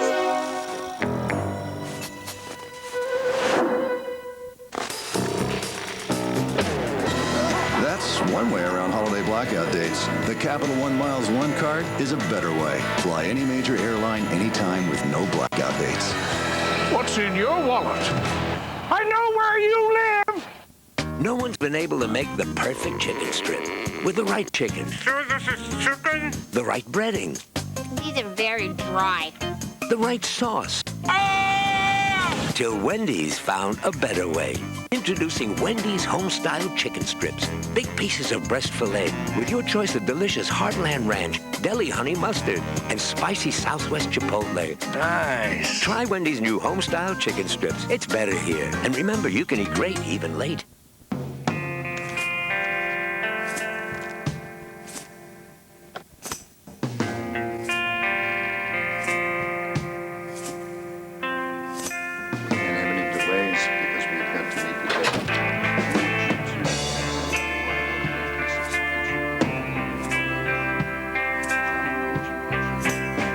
For your most important messages, reach out on the wireless service America trusts. AT&T Wireless. Martha, why do so many people hate you? Martha Stewart, in her one and only interview, breaks her silence to Barbara Walters. It hurts a lot, Barbara. 2020, Friday at 10, 9 Central. This one has been tight throughout. Denver leads 24-23. Again, coming into the game, the Patriots 6-2. Even with a loss, they're still on top in the AFC East. For Denver, a vital game tonight, coming in 5-3, thinking they'll get Plummer back in a couple of weeks, heading to the bye. trying to hold on to a 1-point lead as the pass from Brady is thrown perfectly into the arms of the tight end Daniel Graham for a gain of 14. Daniel Graham played that one perfectly also because he's going to run and it's a zone. And the thing you want to do is you want to find a hole in a zone and just sit down.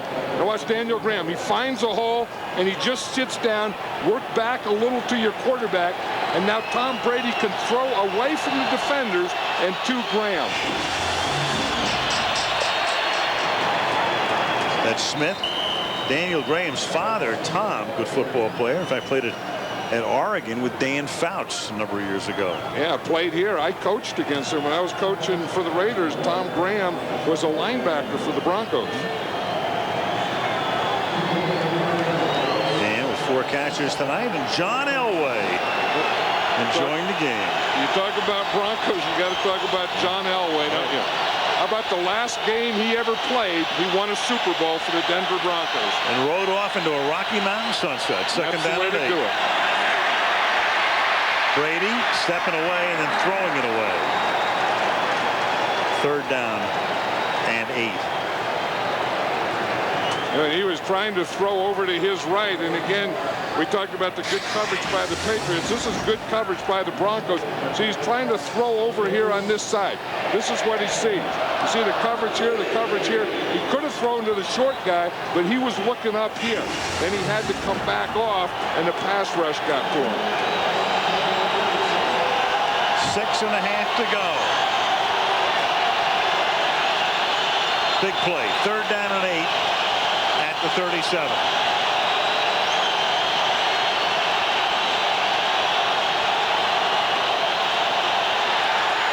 Denver nearly jumped, and that forced Matt Light to jump.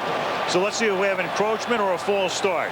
The Denver defense was confused on that one with the motion. They weren't lined up properly. I think they were lucky on this one. Prior to the snap, false start. 72 offense. 5-yard penalty. Still 3rd down. So near encroachment, but none. Instead of false start, moving them back to a 3rd down and 12. I can see what Todd Light's talking about. Watch Burt Berry here. Right here. Does he move? Of course he does. See, his movement brought him offside. So that should have been against the Denver Broncos. Instead, it's the 14th penalty against New England, the most in any game since Bill Belichick took over as the coach in 2000. That one was not Matt Light's fault, though, nor his penalty. 3rd and 12, camera shaking because the building is shaking. As the crowd stomps, and Brady throws, and the catch is not made by David Givens inbounds. No. Givens is saying that he caught it, but again, you have to have it when you go down out of bounds. You still have to keep control of the ball all the way down. That was a 3-man rush. He's throwing into 8-man coverage. Now watch Givens here. He has the ball here, but as he goes down, the ball pops out. So that's an incomplete pass. You have to still demonstrate possession when you hit the ground, even in that case. Plus, at least 1 foot, I think, was on the chalk anyway. And a whole bunch of things wrong with that. Ken Walter. Spinning kick, short kick. Just a little bit of a bounce out of it. And it rolls dead up at about the 33-yard line with 6:13 left in the tight one in the Mile High City.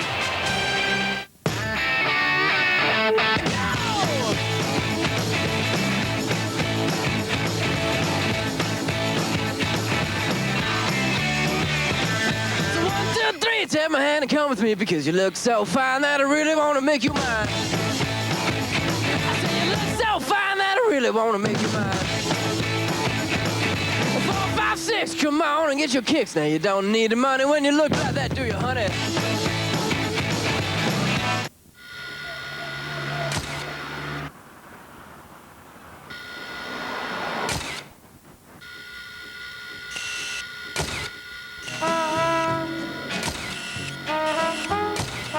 A feast for your eyes, your soul, and your right foot.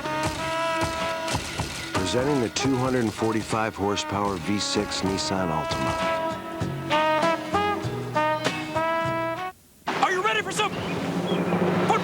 This week, you won't see the Dolphins play on Monday night. Oh, look at me, I'm a flippin' little dolphin. You'll have to wait till Tuesday morning. Walt Disney Pictures presents a Pixar Animation Studios film, Finding Nemo, on DVD and video this Tuesday. I love that fire grill, citrus thrill, flavor-filled. Chili's is the place for me. Citrus fire chicken, spicy garlic shrimp. Chili's citrus fire chicken and shrimp. Want more flavor? Chili's. As a United Way volunteer, Darren Howard helps out in a drama program that helps kids express themselves. Action. Badges? We don't need any stinking badges. Now, that was a good one. And you can get more of John's analysis at allmadden.com, on ESPN.com, NFL.com. Takes a look at the first half of the season. What a half. Good game here tonight. Denver defense resting as the offense now tries to take as much time off this clock as they can with 6:13 to play in the fourth. The Green Bay Packer fan, he's left over from last night. Came down from Minnesota. Heading back to Green Bay for Monday Night Football next week. He'll be there. We'll be there. The Philadelphia Eagles will be there.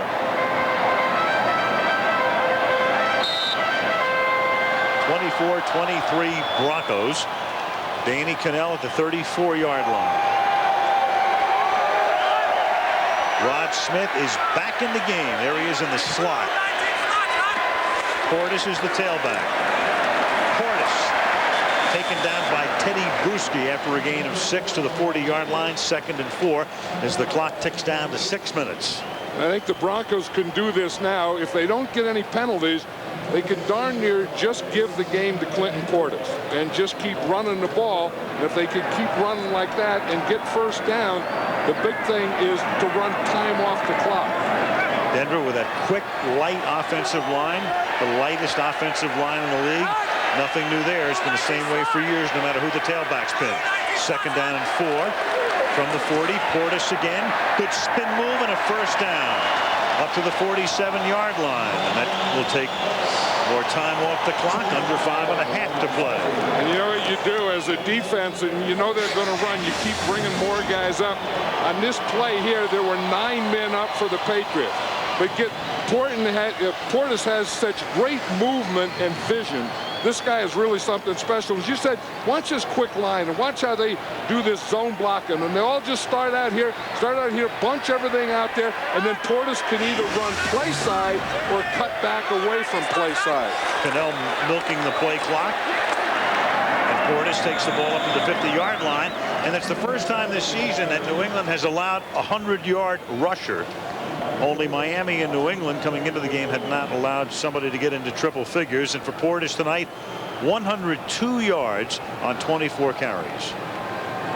I think that's the first time that we've had Clinton Portis and he's gone over 100 yards, isn't it? It's his 4th Monday night game. He's been okay, but this is the first time he's really been in the spotlight. 2nd down and 7, or had a spotlight type performance. 2nd down and 7 at the 49-yard line. Cannell to the air, screen, sets it up, flag. Portis for the moment a first down, but a flag is down at the 41-yard line of New England. So downfield is where the flag is. Yeah, and the thing that they couldn't afford, the Broncos in this situation, to keep their down and distance manageable, is they couldn't afford a penalty. But they were getting the ball to Portis on the run, and then they wanted to keep it in his hands, so they threw him a screen pass. Holding. 55 defense. Penalty is declined. First down. Automatic first down.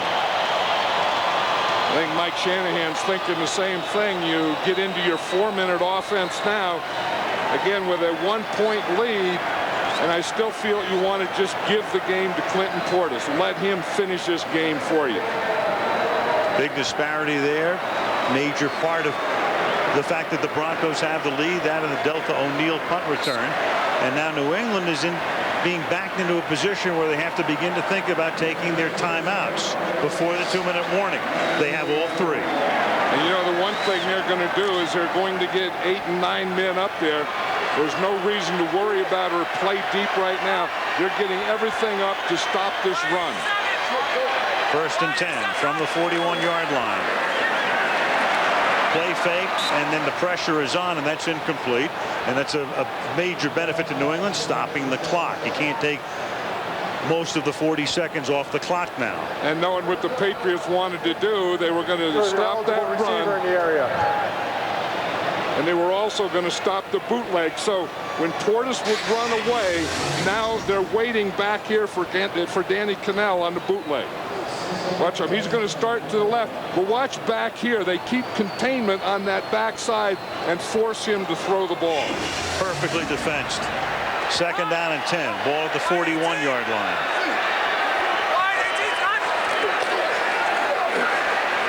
Cannell throwing. Caught sharp. Good open field tackle made there by Eugene Wilson. So upcoming right now a very, very big third down and 4. And again, the mini dilemma that Denver has here is that they don't have Jason Elam. So when you think about Elam and his range, and he has range as long as anybody in the league, but now you got the backup guy, Micah Noor, and nobody knows what his range is in a situation like this. I would say that I wouldn't try a field goal, so then what that would make this is a 2-down situation for me, knowing that I have 2 downs to make a first down rather than 1. That's the way I would play it. Huge defensive stop here for New England on third down and 4, and they are able to stop him with the clock stopped as well as Rodney Harrison breaks it up. So it was the perfect scenario. They stop him, they stop the clock, they force him to kick, and they have all of their timeouts plus the 2-minute warning left. And that was the thing that I wouldn't have done, because they had Clinton Portis, they had to put it in his hands, and they didn't do it. Because now they just go in a straight back pass, and again they're just playing it for 1 down. I would play, if I knew I was going to punt, I would have played this for 2. Look at the Patriot defense. You don't think they're looking out for Clinton Portis right now? Line of scrimmage 35. He booted the last short one into the end zone. This one a floating kick. It bounces at the 7 and is stopped at the 1.5. Scott Turner was the guy who got his hand on it, kept it in play, and Mike Leach makes it official by downing it at the 1. Perfect punt. 3:06 left.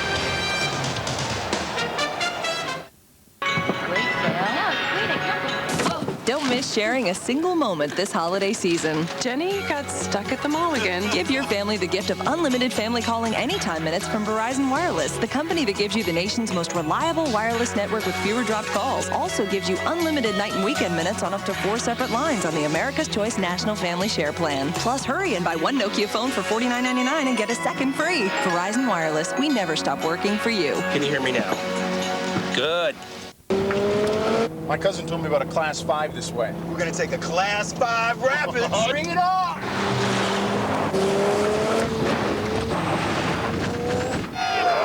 All right, let's do it.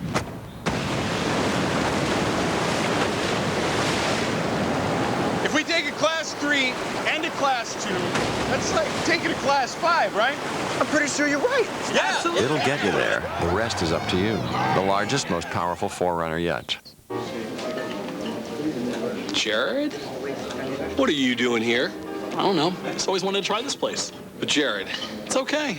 I had Subway for lunch. When you have wholesome, low-fat sandwiches from Subway, it's all right to indulge now and then.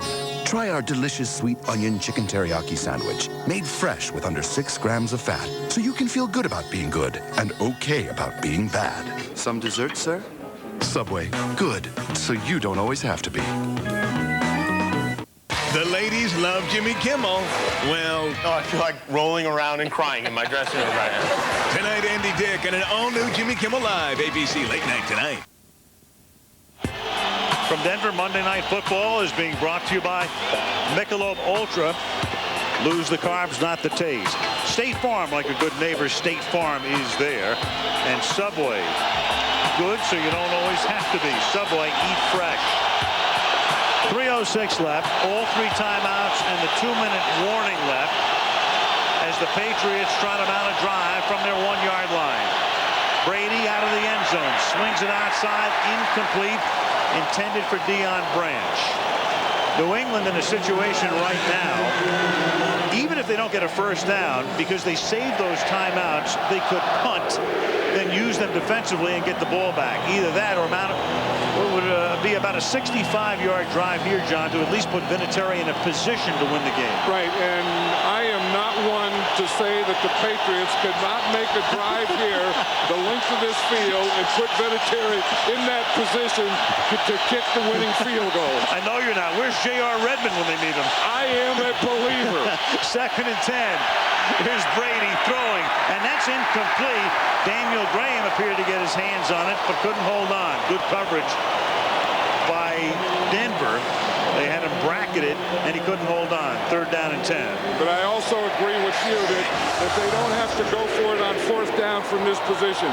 If they don't get a field goal, I think with 3 timeouts, a 2-minute warning, and everything else they have, I think they should punt. Well, there's a double dilemma here, because if they don't get the first down and they throw, Walter is going to be pressed up against the back of the end zone.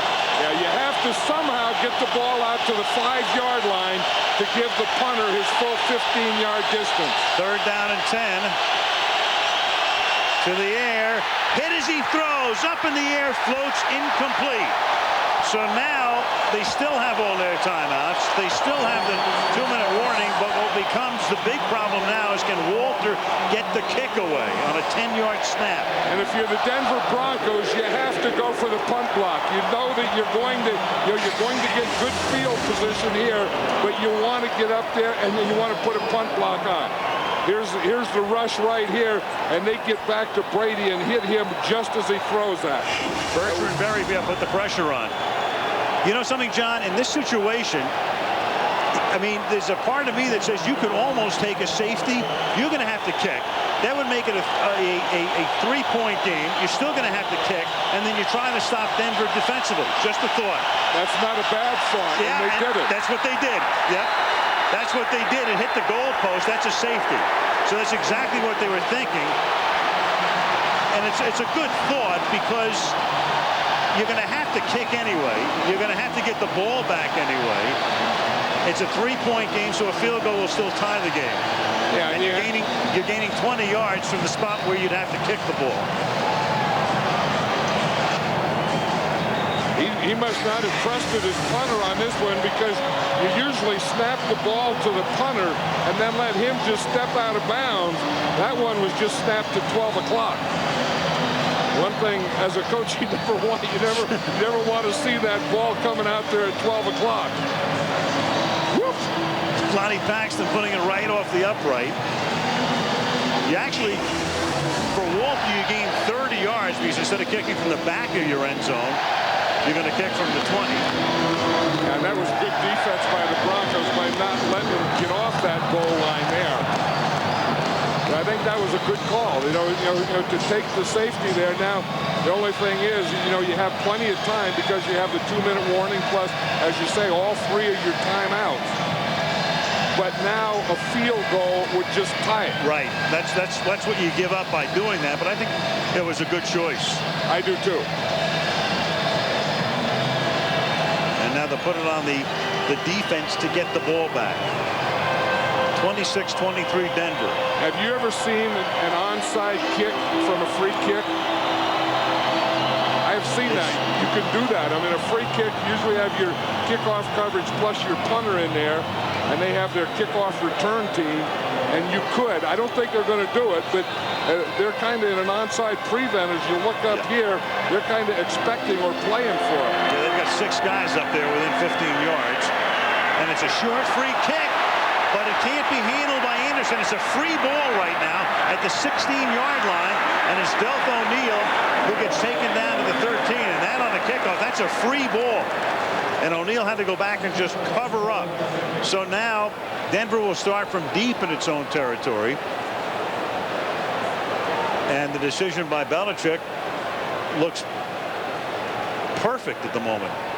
I'm not sure what the Broncos were thinking on that. I mean, you just have to play that. You have your kickoff return team in there, but you have your punt returner.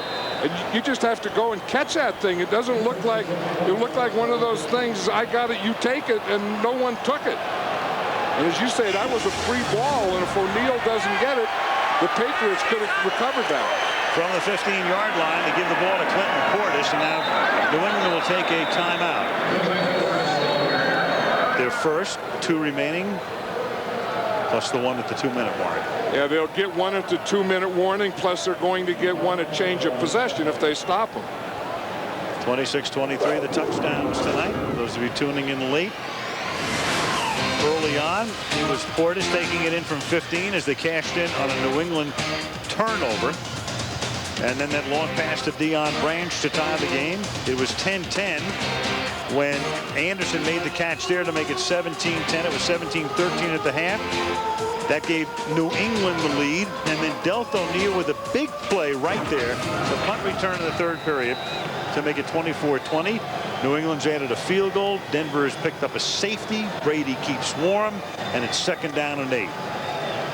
Mike Shanahan's trying to call a play that'll get him a first down or closer to a first down so they can get one on 3rd down. Oh, and his movement on the right side by Matt Lepsis. False start. False start. Number 78. Offense. 5-yard penalty. Still 2nd down. Hey, that's a tough thing for the Broncos, but a big play for the Patriots because the Broncos don't have that kind of offense now that they can overcome those kinds of penalties that put them in a long yardage situation. And now Sharp is on the sideline. Dwayne Carswell is in at tight end here as Shannon Sharp gets the attention. 2nd and 13 at the 12-yard line. Rod Smith in motion. Portis on a draw. And Portis with a nice gain out to the 20-yard line. So now it's 3rd down and 5. And New England will take a timeout here. Timeout. New England, 2nd team starts timeout. With 2.5. 30 seconds. And you know you always want to keep your timeouts in bunches, keep all 3 of them. But after you start taking them, you can't allow a first down. And that's what they're going to have to be thinking about when we come up to this next play. Cannell with 163 through the air. Portis, nice night, 111. Rod Smith with 4 catches tonight. On the other side, Brady closing in on the 300-yard mark. No rushing game to speak of with Falk 5 carries. Though Antoine Smith has 16 carries for 55 yards. This is a big down. 3rd down and 6 from the 19-yard line. Tight roll, pass, knocked off. Ashley Lilly, and again, that's the perfect way for that play to end for New England, because not only do they not pick up the first down, the clock stops. They still have, in effect, 2 timeouts, including the 2-minute. As you say, that incomplete pass saved the Patriots a timeout. Because if you stop them on the ground or stop them inbounds, you still have to take the timeout. And they're going to get pretty good field position here. Mike Anor. Good kick. 34-yard line. Troy Brown to the 42-yard line. So with 2:15 left, they're at the 42. They have to get it to, let's say, about the 30 to give Vinatieri a better than average chance. In fact, when you look at Vinatieri lifetime, he's one of the best in the league from 50 plus. Adam Vinatieri is 8 of 13. Again, with 2 minutes 15 seconds, time isn't going to be a problem here. The Patriots have plenty of time. What they need is first downs. The Broncos, what they need now is to stop them and not let them get a first down. But now this is 4-down territory here. From the 42-yard line.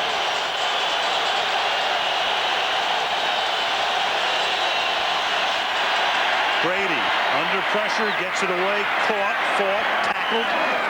28-yard line by Ja'Shawn Sykes, and that'll take us to the 2-minute warning. So it'll be 2nd down and 5 with 2 minutes to play and 1 timeout remaining for the New England Patriots, who try to win their 5th in a row, trailing by 3 in Denver. This is Ed McCaffrey of the Denver Broncos. Ed helps the United Way build stronger communities by supporting programs that provide meals for families. Ed is an overachiever.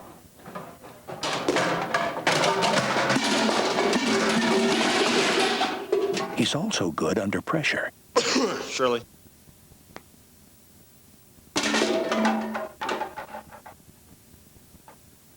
Busted. Playing at Lambeau in the winter has its good points. Great fans. Lots of tradition. And you're completely numb before anyone gets the chance to hit you. Eagles, Packers, next Monday night on ABC. Everyone comes to play on Monday night. AutoTrader.com postgame show comes up next as we have 2 minutes to go. He